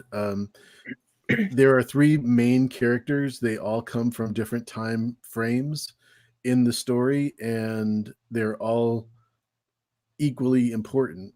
She started off wanting to just tell it from Siri's point of view. That was her original intention, and it didn't go very well. So they had to change it. So I just give her a lot of credit for being flexible and knowing, this is what she wanted to do, and working with the author like she is. I think she's done a good job so far, and that's why we're talking about it. Very true. Yeah, like the chat is saying too, like I agree. The 2 short storybooks are all they're just conveying that this is, again, so it made sense. Yes, they're of course going to score, cash in on that little bit of shock and awe, get that impact. But yeah, it literally wouldn't make much sense if they didn't do these different time frames. What's really interesting is because of this, and obviously this happens all the time, I'm sure, is that the book, Meyer 27, is it The Last Wish? Is that what the book's called? Or John? What's the name of the first book?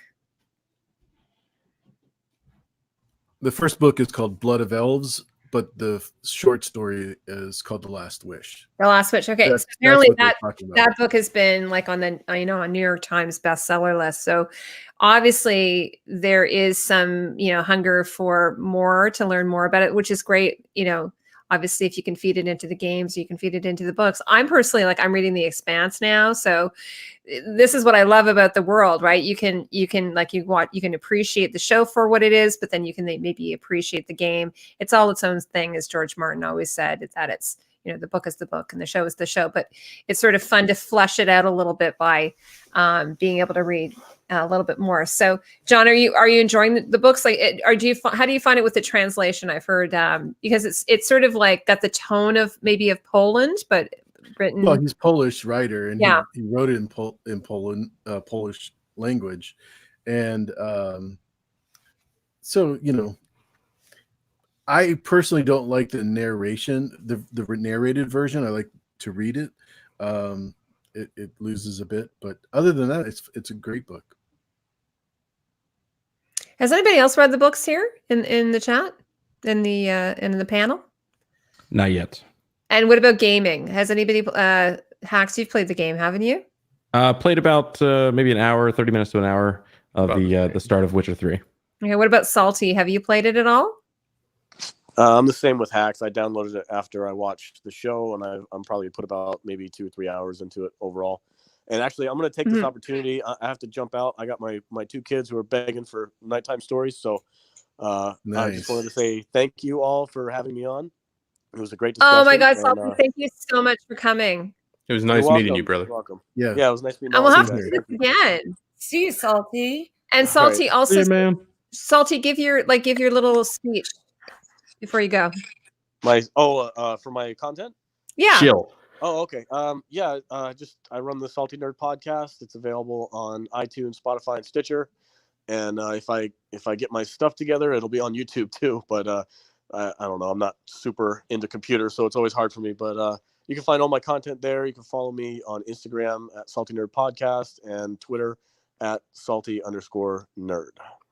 And just to add, also, I'll say that Salty has this wonderful podcast, and it is up now. And I put a link in the description. So they're doing like a battle off between The Mandalorian and The Witcher, and I have a feeling who I think might have won. Oh yeah, me too. Before I make that final decision. So it's in the link in the description below, everyone. If you're watching on the replay, you can find it still. It'll be there. I just listened to my first episode. It was excellent. Oh, guys, I really appreciate that. Thank you. And thank you, Heidi, for inviting me on. Oh my God, we're going to do it again. It's so much fun. It's really good. And I met him from Twitter. Like I always say to people, I have friends. I have friends. I have non in real life friends, Yeah. We meet online. I meet them online and I talk to them, and then I meet them on my show. Is that strange? I make all my enemies on Twitter. I know that, Justin. Okay, well, so take care and take care of your kids. All right, Salty. thank you guys. Have a great night. You guys can stay as long as you want. You're welcome to stay. So anyway, who is Hacks? You were talking, right? Go ahead. If I was, I don't remember what strictly about, but for a little bit now, I've wanted to talk about the magic system, and kind of, Go ahead. Oh, I'm sorry. Go ahead. No, awesome. Go ahead about what you want to say about the magic system. Oh, gotcha. So, it establishes right away that there's a cost to magic. You kill a flower, you're able to levitate a rock. You do it incorrectly, you drain your own, body's energy, to the hand of a scarred hand from this apprentice mage. And it kind of like shows immediately the weight of this magic. And I really, really like that, because all of it goes to this point where it can be as something as simple as a flower, or it can be as devastating as using the entire life force of another human to create these energy sphere cannon blasts to shoot at cities and castles. And I really, really liked that. I do have a bit of an issue with it though, because in that battle, like it kind of felt that there was always a weight to it, except when Yennefer was using it. Like, she definitely suffered when she, did it incorrectly. But, like, inexplicably, those, as the example, when the spheres are coming to crash down on this castle, they're being deflected. Like, these are human-sized bolts of energy that are being deflected by something that would have to be an equivalent spell or something, and we don't ever see what's casting those. We don't see the cost of our heroes in that circumstance that are using something to protect the city. And equally, like, so I kind of like, I don't know, I feel like the show does a good job of establishing that magic system, but it doesn't always follow through with it. Did anyone else kind of notice that, or I how? kind of thought that was like a collective power, but that was just me. I'm gonna have to rewatch it. What do you think, AU? Yeah, what it cost you to perform magic is really important. One of my other favorite series, the King Killer Chronicles, they do a much better job of explaining it as far as the actual cost. I think probably better than any other book series I've ever read. But I think what you're referring to is like when Mousick puts the shield at the front door. Also that, yeah. And it really doesn't cost him anything. Although he is a druid, he's not a mage or a sorceress. Mm-hmm. So there is a different system. But he did the same thing with the portal. He opened the portal, didn't cost him a thing. It's an internal it's cost for an inconsistent. external act, though. So it's like that's why they need to use some sort of graphic or some sort of CG. It's always good that even when magic, like say somebody can like bend steel, like everybody can technically bend steel, like like just make blue around their hands or something. Because again, this is an internal, damage that they are that they're taking for an external deed. So, that's why it falls flat. I will give them credit for a mage battle, which is pretty hard to pull off on screen. Again, because of that whole, external effect, internal, you take all the heat inside. So it's like, they have to internalize it. He says, I can only hold this up for as long as I hold up. So it's a struggle within. It's kind of hard to, visualize that. Yeah. So they need it. I get what you're saying though. Like, a visual could help a little, like a little strand of light going through them, just so you see that it is like like red is when it's hurting them, blah blah blah. It's those visuals. It's a visual medium, so they should utilize it. That's what makes it difficult. So even like the chaos factor that you didn't bring up, that was a real big factor in what Yennefer used to get there, is that portal. So the interruption in the chaos is what basically the mage master, if you want, found. That's how she found Yennefer, was through the interruption in chaos. And they're a conduit for chaos as well. So I thought the magic was decent. I am interested in how they deal with fate. It's almost like they, in all of the stories that deal with fate, usually it's you're trying to beat the game that's already, the score's already set by the gods. You got to play the best you can. They kind of flip it on its head by they trick fate into keeping them alive, right? And now it's tied them to Siri, and they both want to have legacy.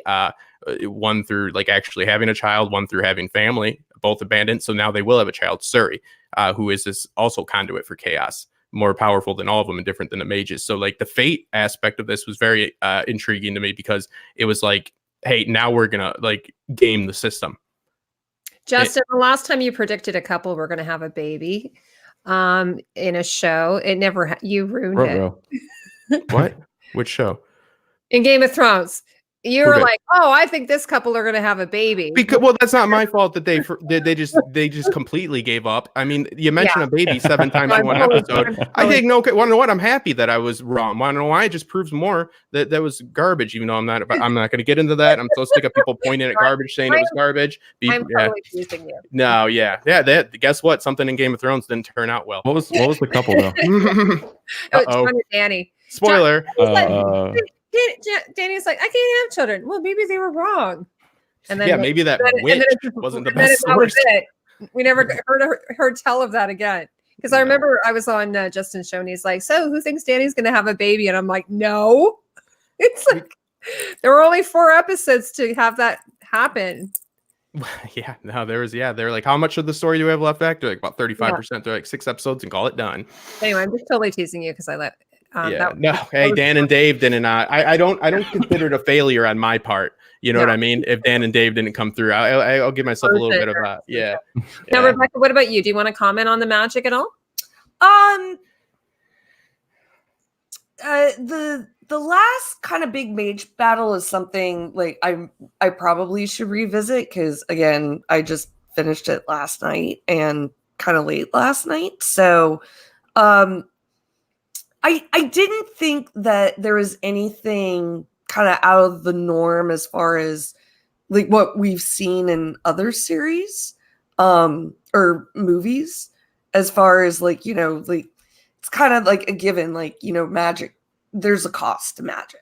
Mm-hmm. And, and it's like, all right, so in this world, it's like a physical toll, like something physical, like each time you actually use magic. And that's like a very broad generalization, but I don't know. That's like the nitty gritty details is probably not where I'm best suited to talk about this show yet. Yeah, and I'll have to on my rewatch. I'll pay special attention to it just to make sure. But I don't know. Just it felt like they established that system, and everyone's like, "Yeah, that's awesome. Let's do that." But then when the mages that are sacrificing actual human lives aren't one-shotting the entire battlefield with magic that level, it's like, huh? Maybe you don't think it was equal in the escalation. That's I mean, the whole thing was like this black magic was, the chaos, the reverse side of the light. Like, and not to take anything away from that battle. That was a great battle. Like when they throw the worms out and it like gets in the other mage's ears and then, or the people's ears, and then they like start attacking each other. I love that because I had no idea where that was going. I thought that was like some kind of bomb to take over, like it would grow like ferns all over things, and I don't know what it was, but didn't expect that. So it was a great scene. But yeah, I'll pay attention and make sure that they're actually keeping with their own magic system. I agree with you though on that, because there was a huge escalation of the use of magic and in the way in which it was being used, because the North doesn't use it. They said, oh, somebody opened a window, and then they held up the rule book and they threw it out. Because they said that's how we do things, and they're like, oh shit.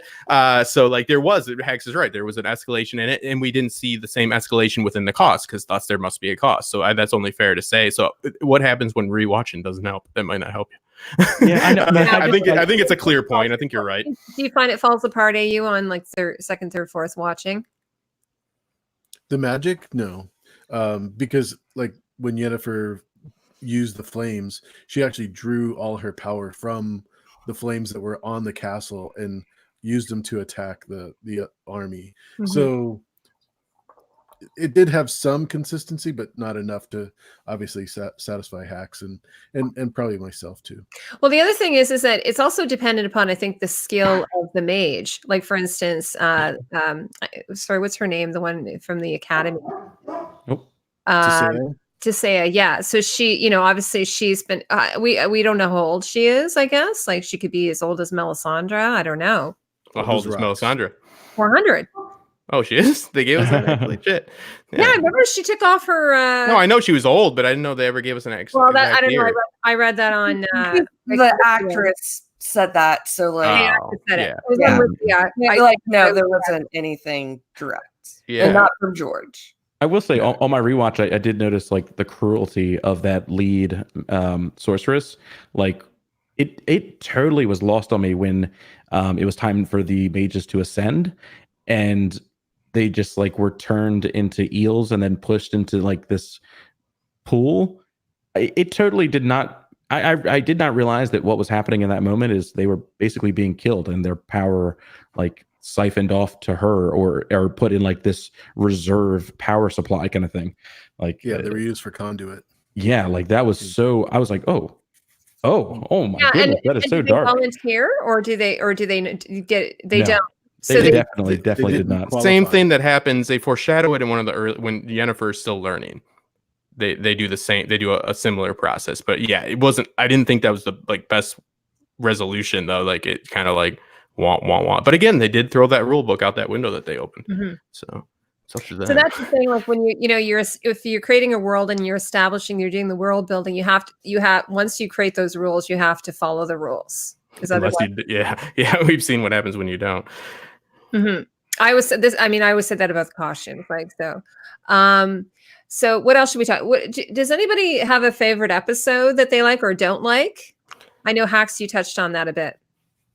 Yeah, I guess I don't know. Nothing really comes to mind that in terms of a negative. I guess like the dragon episode was maybe one of the weaker ones.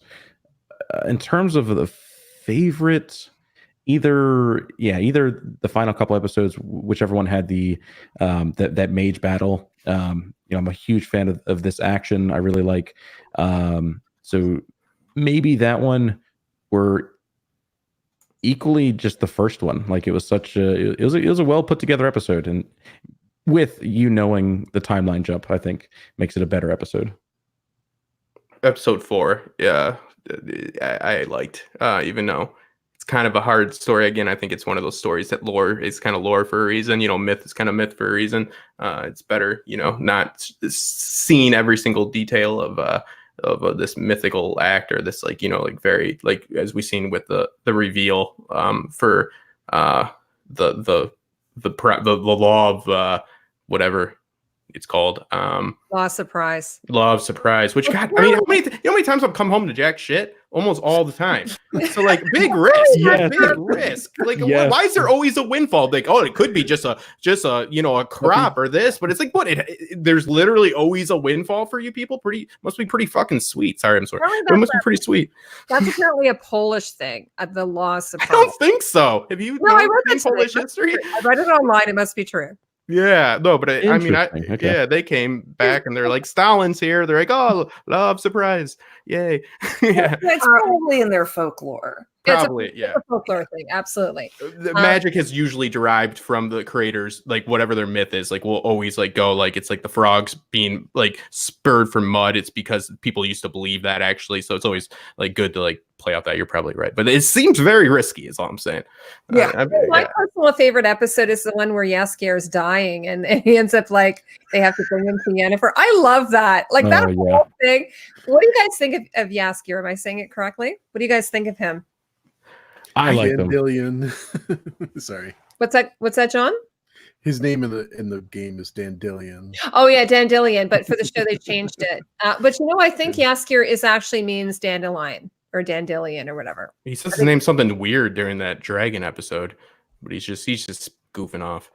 He's hilarious though. He's audience surrogate is what he serves. He gets asked the questions that we want to ask. That's a good role. He even says like at one point, I'm just here for exposition or something. I forget exactly. Yeah, I was like, yes, that's what I like to see. One of the things I've been finding really funny is online. The fans are taking him and Geralt and they're making them like kind of like boyfriends. Yes. Like they're putting them in a bathtub together or having them like making out. It's so funny. Like I just love that. Like I love how so it's sort of interesting. It's like a bromance, right? Yeah, I really like it. Yeah, that's exactly what it is. The first episode, the female in which he ends up, killing, I thought that she was a fantastic actress, and that made me think that she was going to be a significant part of the story. So I thought that was really well done, because I thought that performance was like spot on. It was a little Arya Stark.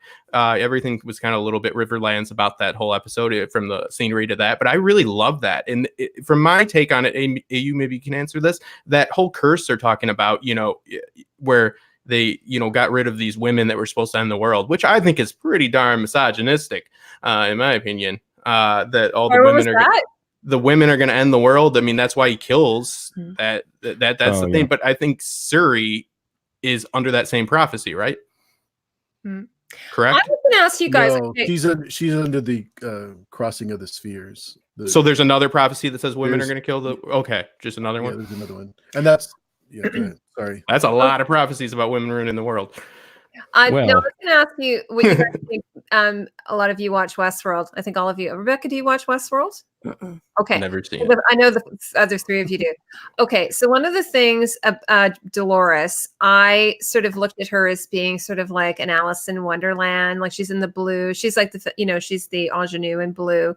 And did you find that with Siri? Like she's sort of like got that, that sweet innocence, that sort of ingenue. I felt a little bit Alice in Wonderland about her. Did you find that? Not until you said that, but I definitely see it. Yeah. She's definitely down a rabbit hole. She's it's a fall from grace story at first. She's she's learning about how things go. She's like, the queen gave us that, and like, fuck the bitch, so it's like, this is how things are really working. She's always kind of like played as a street kid, right? Now she is a street kid. She shares her glove right away, so she's compassionate, get an empathetic view. I found her to be endearing. Yeah, there's a fun scene where she's lying in bed. She's been taken in by that woman, her family, at the very end, the last episode. And she's lying in bed. She's wearing the pretty little nightie, and she's got her hair, and it looks very Victorian. I was like, oh my God, it's just like Alice in Wonderland to me. So that's sort of like, I just sort of got that sort of feeling about it. What did you think about how they said to her when she left? I don't remember her name, guys. I rushed through it, but they didn't say do the right thing. They said ask the right questions. I found that to be very interesting. I found that to be very intelligent as well, because do the right thing is just kind of a stupid thing to say. Ask the right questions is very intriguing to me. That was the advice they gave. Ask the right questions, not do the right thing. Like that. I thought that was a little bit layered and intriguing as far as storytelling goes, So like, what are these questions that she needs to ask, Yeah, April was asking about the use of teal. So in the academy, apparently, John, I don't know if that's in the book, but apparently the academy that's the color, the teal color, kind of like in Harry Potter, how they have, the houses each have their different color. It's sort of that idea. Is there something in the book about that? I don't think that it's, mentioned in the book that I remember, but it's all over everywhere. That's the problem in all the lighting. That's the thing that really bothered me. Obviously, Sintra is that color and gold throughout. That's no problem. I have no problem with that. But then everything else is that color. So, and it just happens to be the same color as Bud Light, which is ridiculous, they're not even getting money. It's the proto-molecule color. Yeah, expands. There you go. But getting back to Jeff here, it's like glow, and everywhere in sense, you see that proto-molecule color. Fine, you hate blue so much. I'm changing it to red for you, John. Oh, okay. Thank you. I feel much better now. So they need, but in the book, do they do the color blocking, like kind of how they do the sigils in Game of Thrones, like in the books? Like, do they do that kind of thing? It's not as pronounced at all. Okay. Yeah. Other than the black for Nilfgaard, it's pretty much everything else. And the other thing I want to ask, a lot of people have talked about the language. We haven't touched on this aspect of the writing, the anachronistic. Maybe Rebecca, I'll get you to start with this. The modern language, the anachronistic aspects, which apparently do come from the books, I think. But let Rebecca talk. Yeah. That is something that I really ultimately dislike in the series. Not that I have to have like everything that's like kind of in this like proto medieval setting, like, be thou art or where art thou and Shakespearean or anything like that. But it seems a little sophomoric to me. there just seems to be like it takes me out of, and even when you brought up the bards mentioning like I'm just here for exposition, it's like I don't need the writing to be like that cute and like winking and nodding at me like that. Mm-hmm. Interesting. Yeah, well, it's funny because like a lot of people complain about Geralt saying the F word all the time. I actually have to say I really didn't like Braun saying the C word all the time. Like, No I way. don't know. It kind of got on my nerves. But I don't know. What do you guys think about Geralt and his like or his F? You know, what do you guys think about that? I didn't mind at all. I don't mind cussing in both of those instances.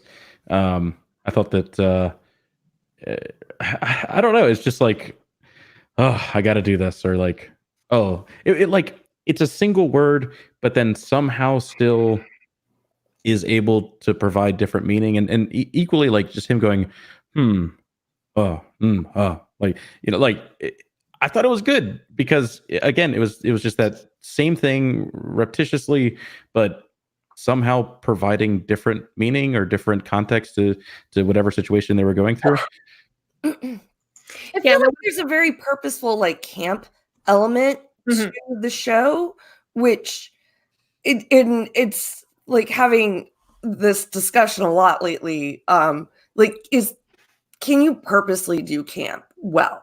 And I feel like the way he says fuck compared to the way like Braun says the C word feels totally different. Like I don't all of a sudden feel like I'm watching an actor today, like when Braun does it, but when Harry Cavill does it, I'm like, oh yep, I'm back. I just feel like it's not the word in and of itself, it's the way it's written in, it's the way it's performed. And I think like they're really trying to do that wink and the nod, which I just don't want them to do. There seems to be no diversity amongst the dialogue is one thing I'll say. I don't necessarily agree that they have to be like to do like a I don't know, I guess Shakespearean take on it, but I definitely get what you're saying, how much it, but I do agree that the language needs to depict the world, and the world has different class systems, and they seemingly all, the queen swears like a sailor, just like a, I again don't know any of these locations, I guess that's on me, as the poor city boy speaks. So like a boy in Flea Bottom doesn't speak like, Cersei speaks and so forth. They can both be foul, but they're foul with the right vernacular. There should be diversity amongst the language because there's diversity amongst class. I liked the queen. I like her too. I'm just saying that, if we're just talking about language, I really like her. Like, I think in the aspect of her using the same language as a sailor would, like, I think that's purposeful. I mean, entirely it shaped that dynamic of like, she's, I guess for lack of a better word, she's one of the guys just, going, drinking beer and battling on the battlefield and having a gay old time. Like, I mean, I didn't mind it. And so like in terms of, I guess the bigger issue of the dialogue, would you guys have preferred if it was older, like if it was just maybe more of a period piece, or they spoke differently in that sense? I think it's more of a performance issue. Like again, like I don't need everyone to speak Shakespearean prose, but there's something in the performances, and like that I feel kind of like it's like I keep saying like a wink and a nudge, and I think it's more of a performance issue, which they're all purposely going for. Okay. I just think you lose a little something when you, because again, it's their own world, so they can speak however they want. They can all speak like the garbage people from The Walking Dead. It just needs to be consistent. But the thing is that when there's difference in class, there should be difference in the vernacular. Like I said, it's just the way things are. The queen can be one of the guys, but she's gonna be one of the guys that came up at court. This is a different lifestyle. You don't speak the same as somebody that has been conditioned completely different than you. It doesn't need to be that vastly different, but it should differ, and you can really distinguish who your characters are by the words they use and the way they say them. Or had the queen, like, had we maybe known more of the court and gone through a little bit more of that development when you have this warrior queen, because she's Robert Baratheon. Yeah. You know, like, Hell yeah. Robert Yeah. Baratheon. Hell yeah. Yeah, I think back to what Rebecca said earlier. I think if there had been more time to flesh out the characters and made the season longer, like had maybe 2 more episodes at least. Like, Yeah. I don't know why they didn't do 10. Like 8 is way too short for a season. Yeah, I mean, I just think it's static. Is the language is just static, and it just shouldn't be. It should jump around, and the way to develop characters is by utilizing that. So you should use every tool you have. They chose not to use one in the box. They kept it in there. It's a waste. We'll probably wrap up maybe in another 15 minutes. Does that work for you guys? But Sorry, I just interrupted Hex. Now I'm interrupting you saying I interrupted Hex. Sorry. Oh, sorry, Hex. Go ahead. And say.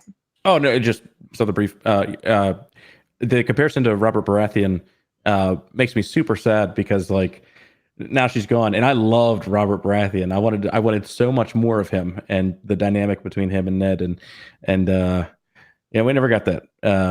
Or well, we got what we got, but I wanted more. And now that she's gone, in that comparison, I'm just like, oh yeah, okay. Yeah, I know. Okay, so one of the other things I wanted to maybe we could just touch on briefly. One of the biggest criticisms I saw was about the acting. Like, I know none of you are acting experts or whatever, but just you know who's performing well, who's not performing well. I know of all of you. So Henry Cavill. I thought he did an amazing job. What were your thoughts? Which one? I think, sorry, go ahead. Go ahead. Sorry, Rebecca, go ahead. I think other than anytime they kind of like gave him like, comic relief, I actually thought he did really well. Their comic relief was, again, it was too on the nose, and I don't know what they could have done better. I thought he was very good.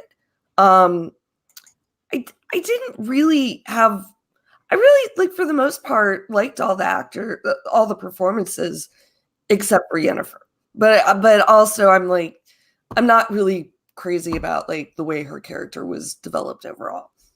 Yeah, there were a few lines she had that I like. For instance, in the trailer, there were a few lines she had.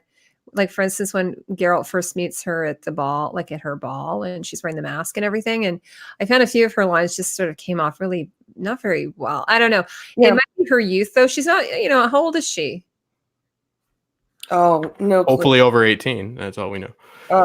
Yeah. So, I mean, I don't know. I think it could be, again, back to another show that I keep referring to where we're going to see the actors develop and grow. I like to see that because I actually kind of did like her. I love Siri. I think she's really great. Oh, she's great. Yeah. She was born in 96. She's 23. Yeah. She's 23, but she looks very young.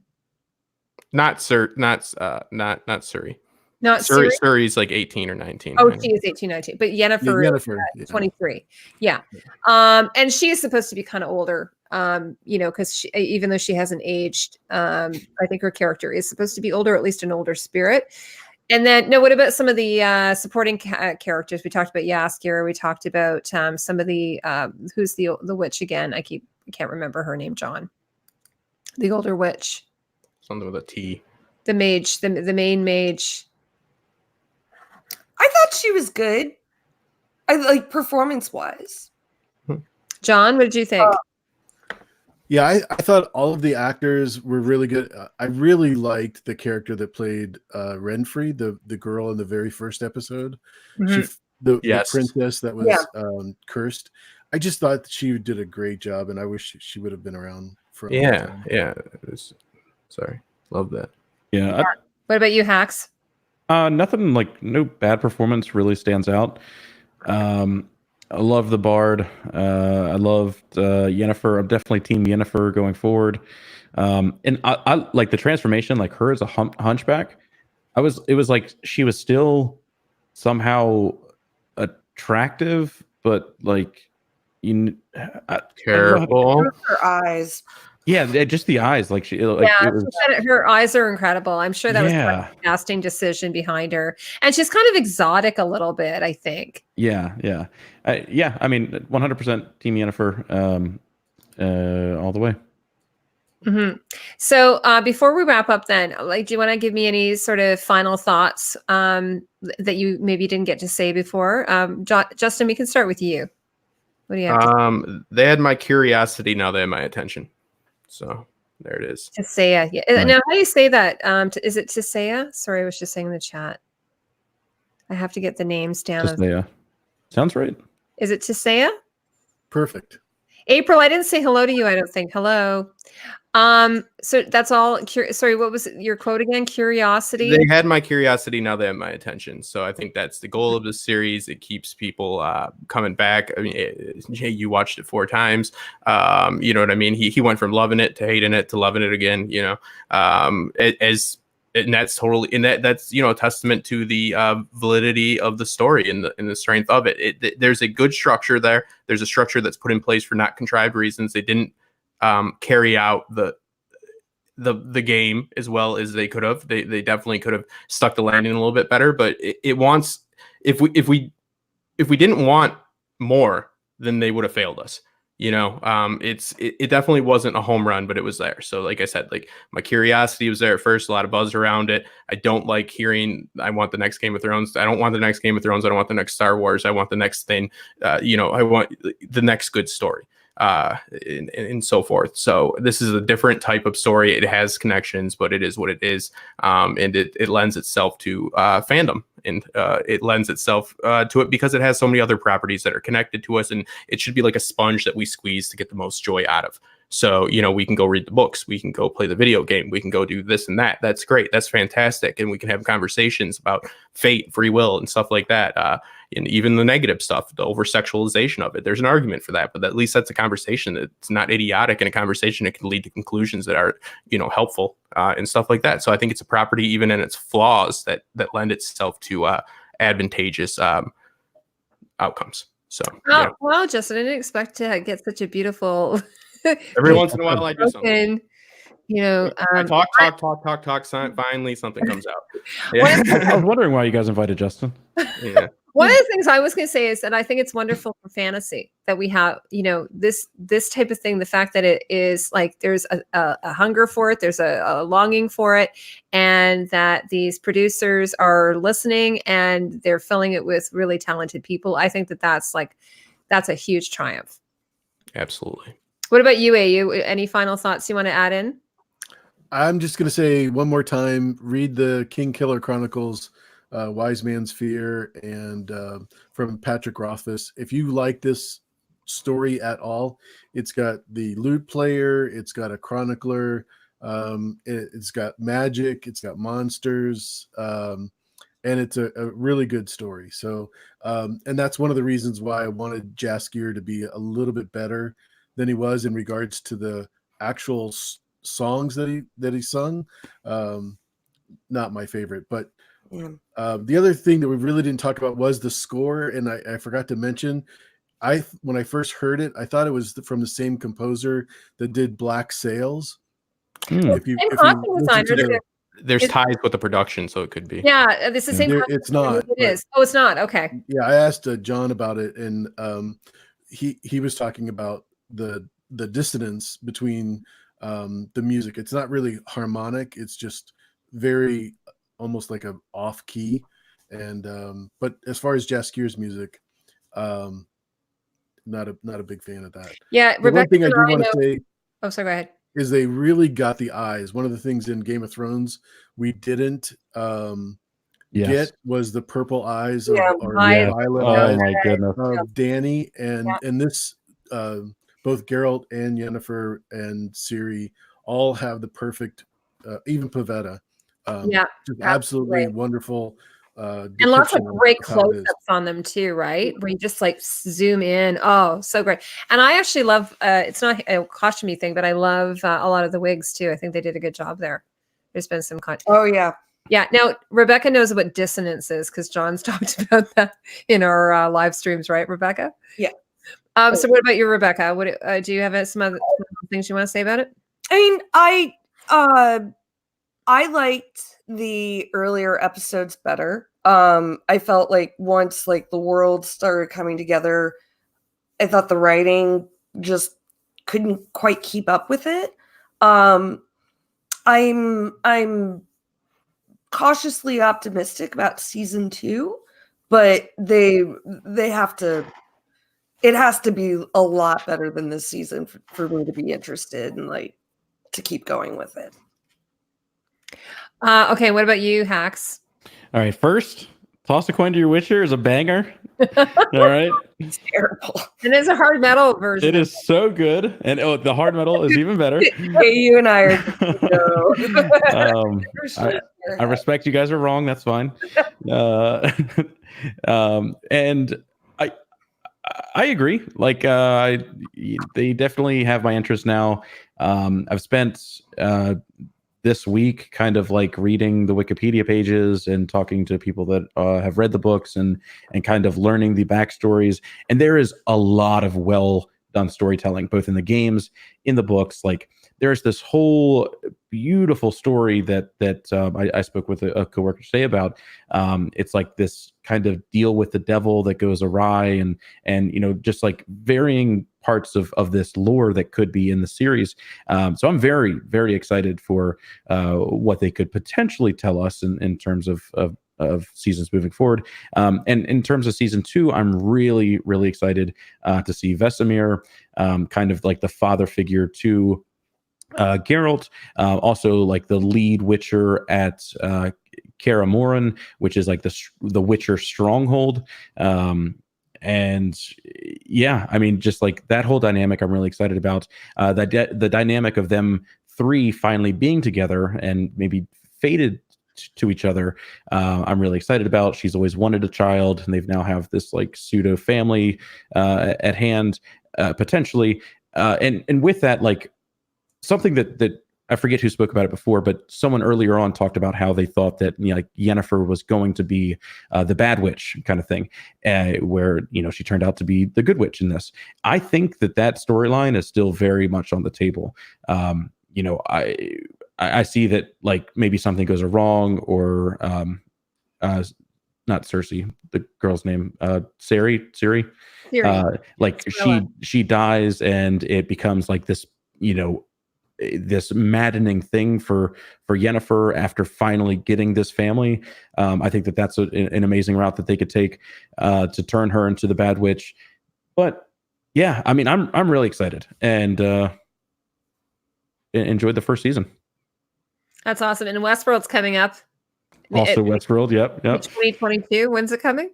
Well, I'm waiting for that. I don't think it's been announced. No, it could be April, right? Yes, 3 years from should now. be. Have another episode. There's no release date yet. I'm doing my rewatch right now and doing a video. So yeah, I'm waiting for that release date. I'm hoping for I just have to make one comment in the chat. They were talking about Outlander wigs, and Tati and I have to remind you about Leary's wig. Leary's wig was god awful.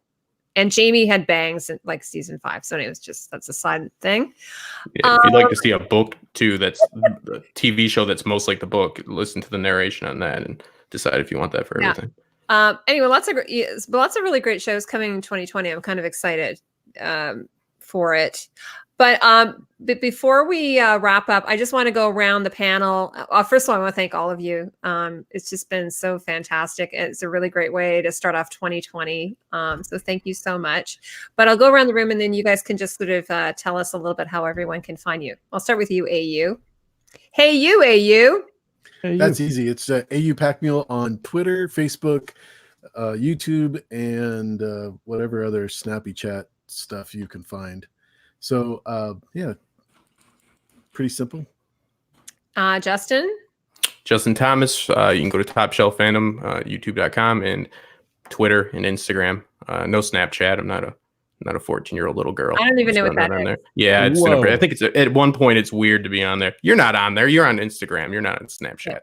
Yeah. So and I've put AU and Justin, I've put links to your YouTube channels in the description below. And what about you, Rebecca? I know where to find you, but I am not as active as everybody else here, but you can find me on Twitter at shadowcat_Bex, where I'm just talking about all the weird stuff I'm doing while I'm eating edibles right now. Cats. Damn it. Yeah, I wanna yeah. know. And Rebecca Oh my loves God, we cats. didn't talk about cats. We're- I mean, yeah, there's still Rebecca time. loves I cats. loved it. I loved it. It was How the dumbest could you? movie She because has I was high. But it's the dumbest movie ever, but it's amazing. It was so much fun. We were in a packed theater. Everybody was there for the same reason. We were cheering and laughing. It was fun. What about you, Hacks? So first off, you can find me on Snapchat because I'm Shit, I knew not I was a going to piss somebody 50-year-old off. man. God damn it. I've heard. Fine. Before you talk about 50 plus people. No, I'm sorry, a 70-year-old Justin Thomas. Okay, that's better. I'll take my shame. I'm sorry, brother. I didn't figure anybody would be on it. Yeah.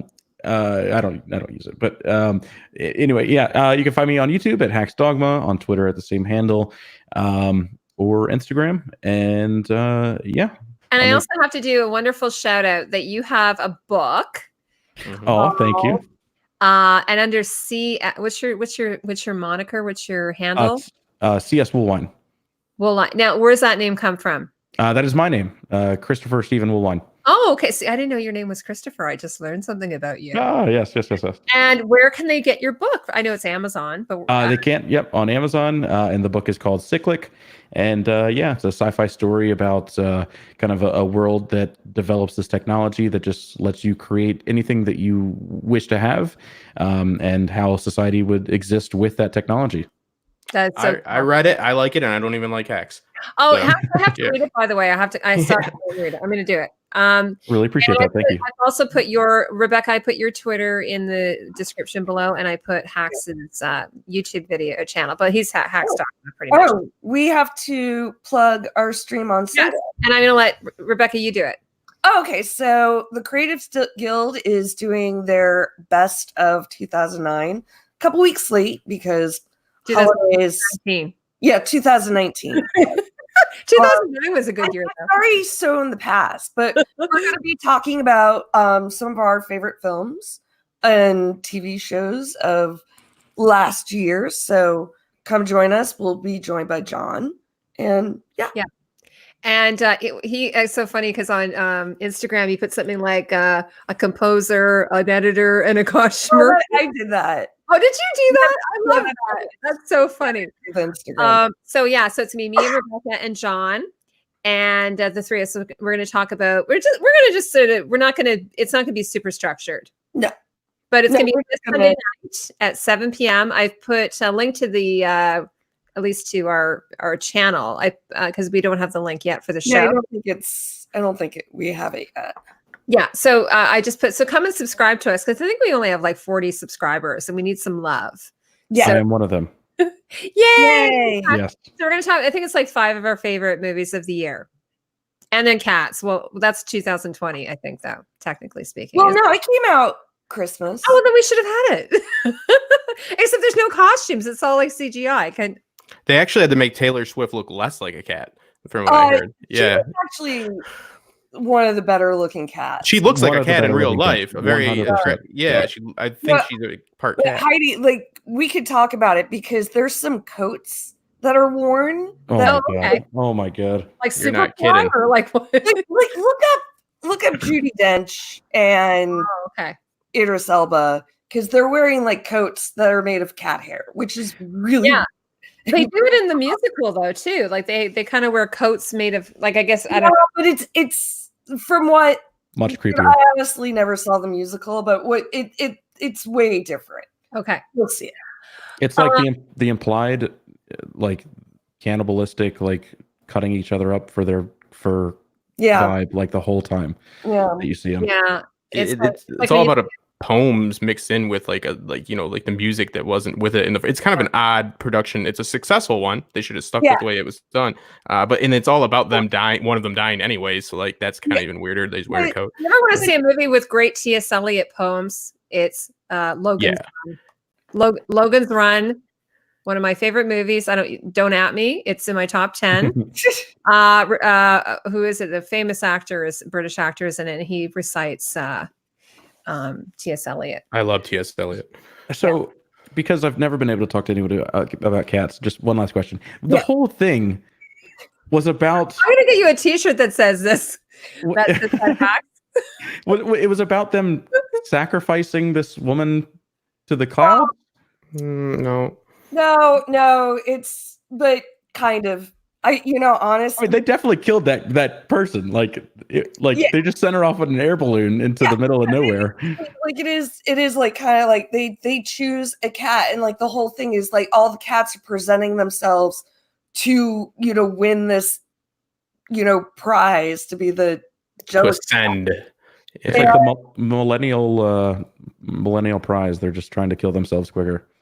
Yeah. I think it's one of those things like Tatiana loved cats as well, so you've got a friend in her.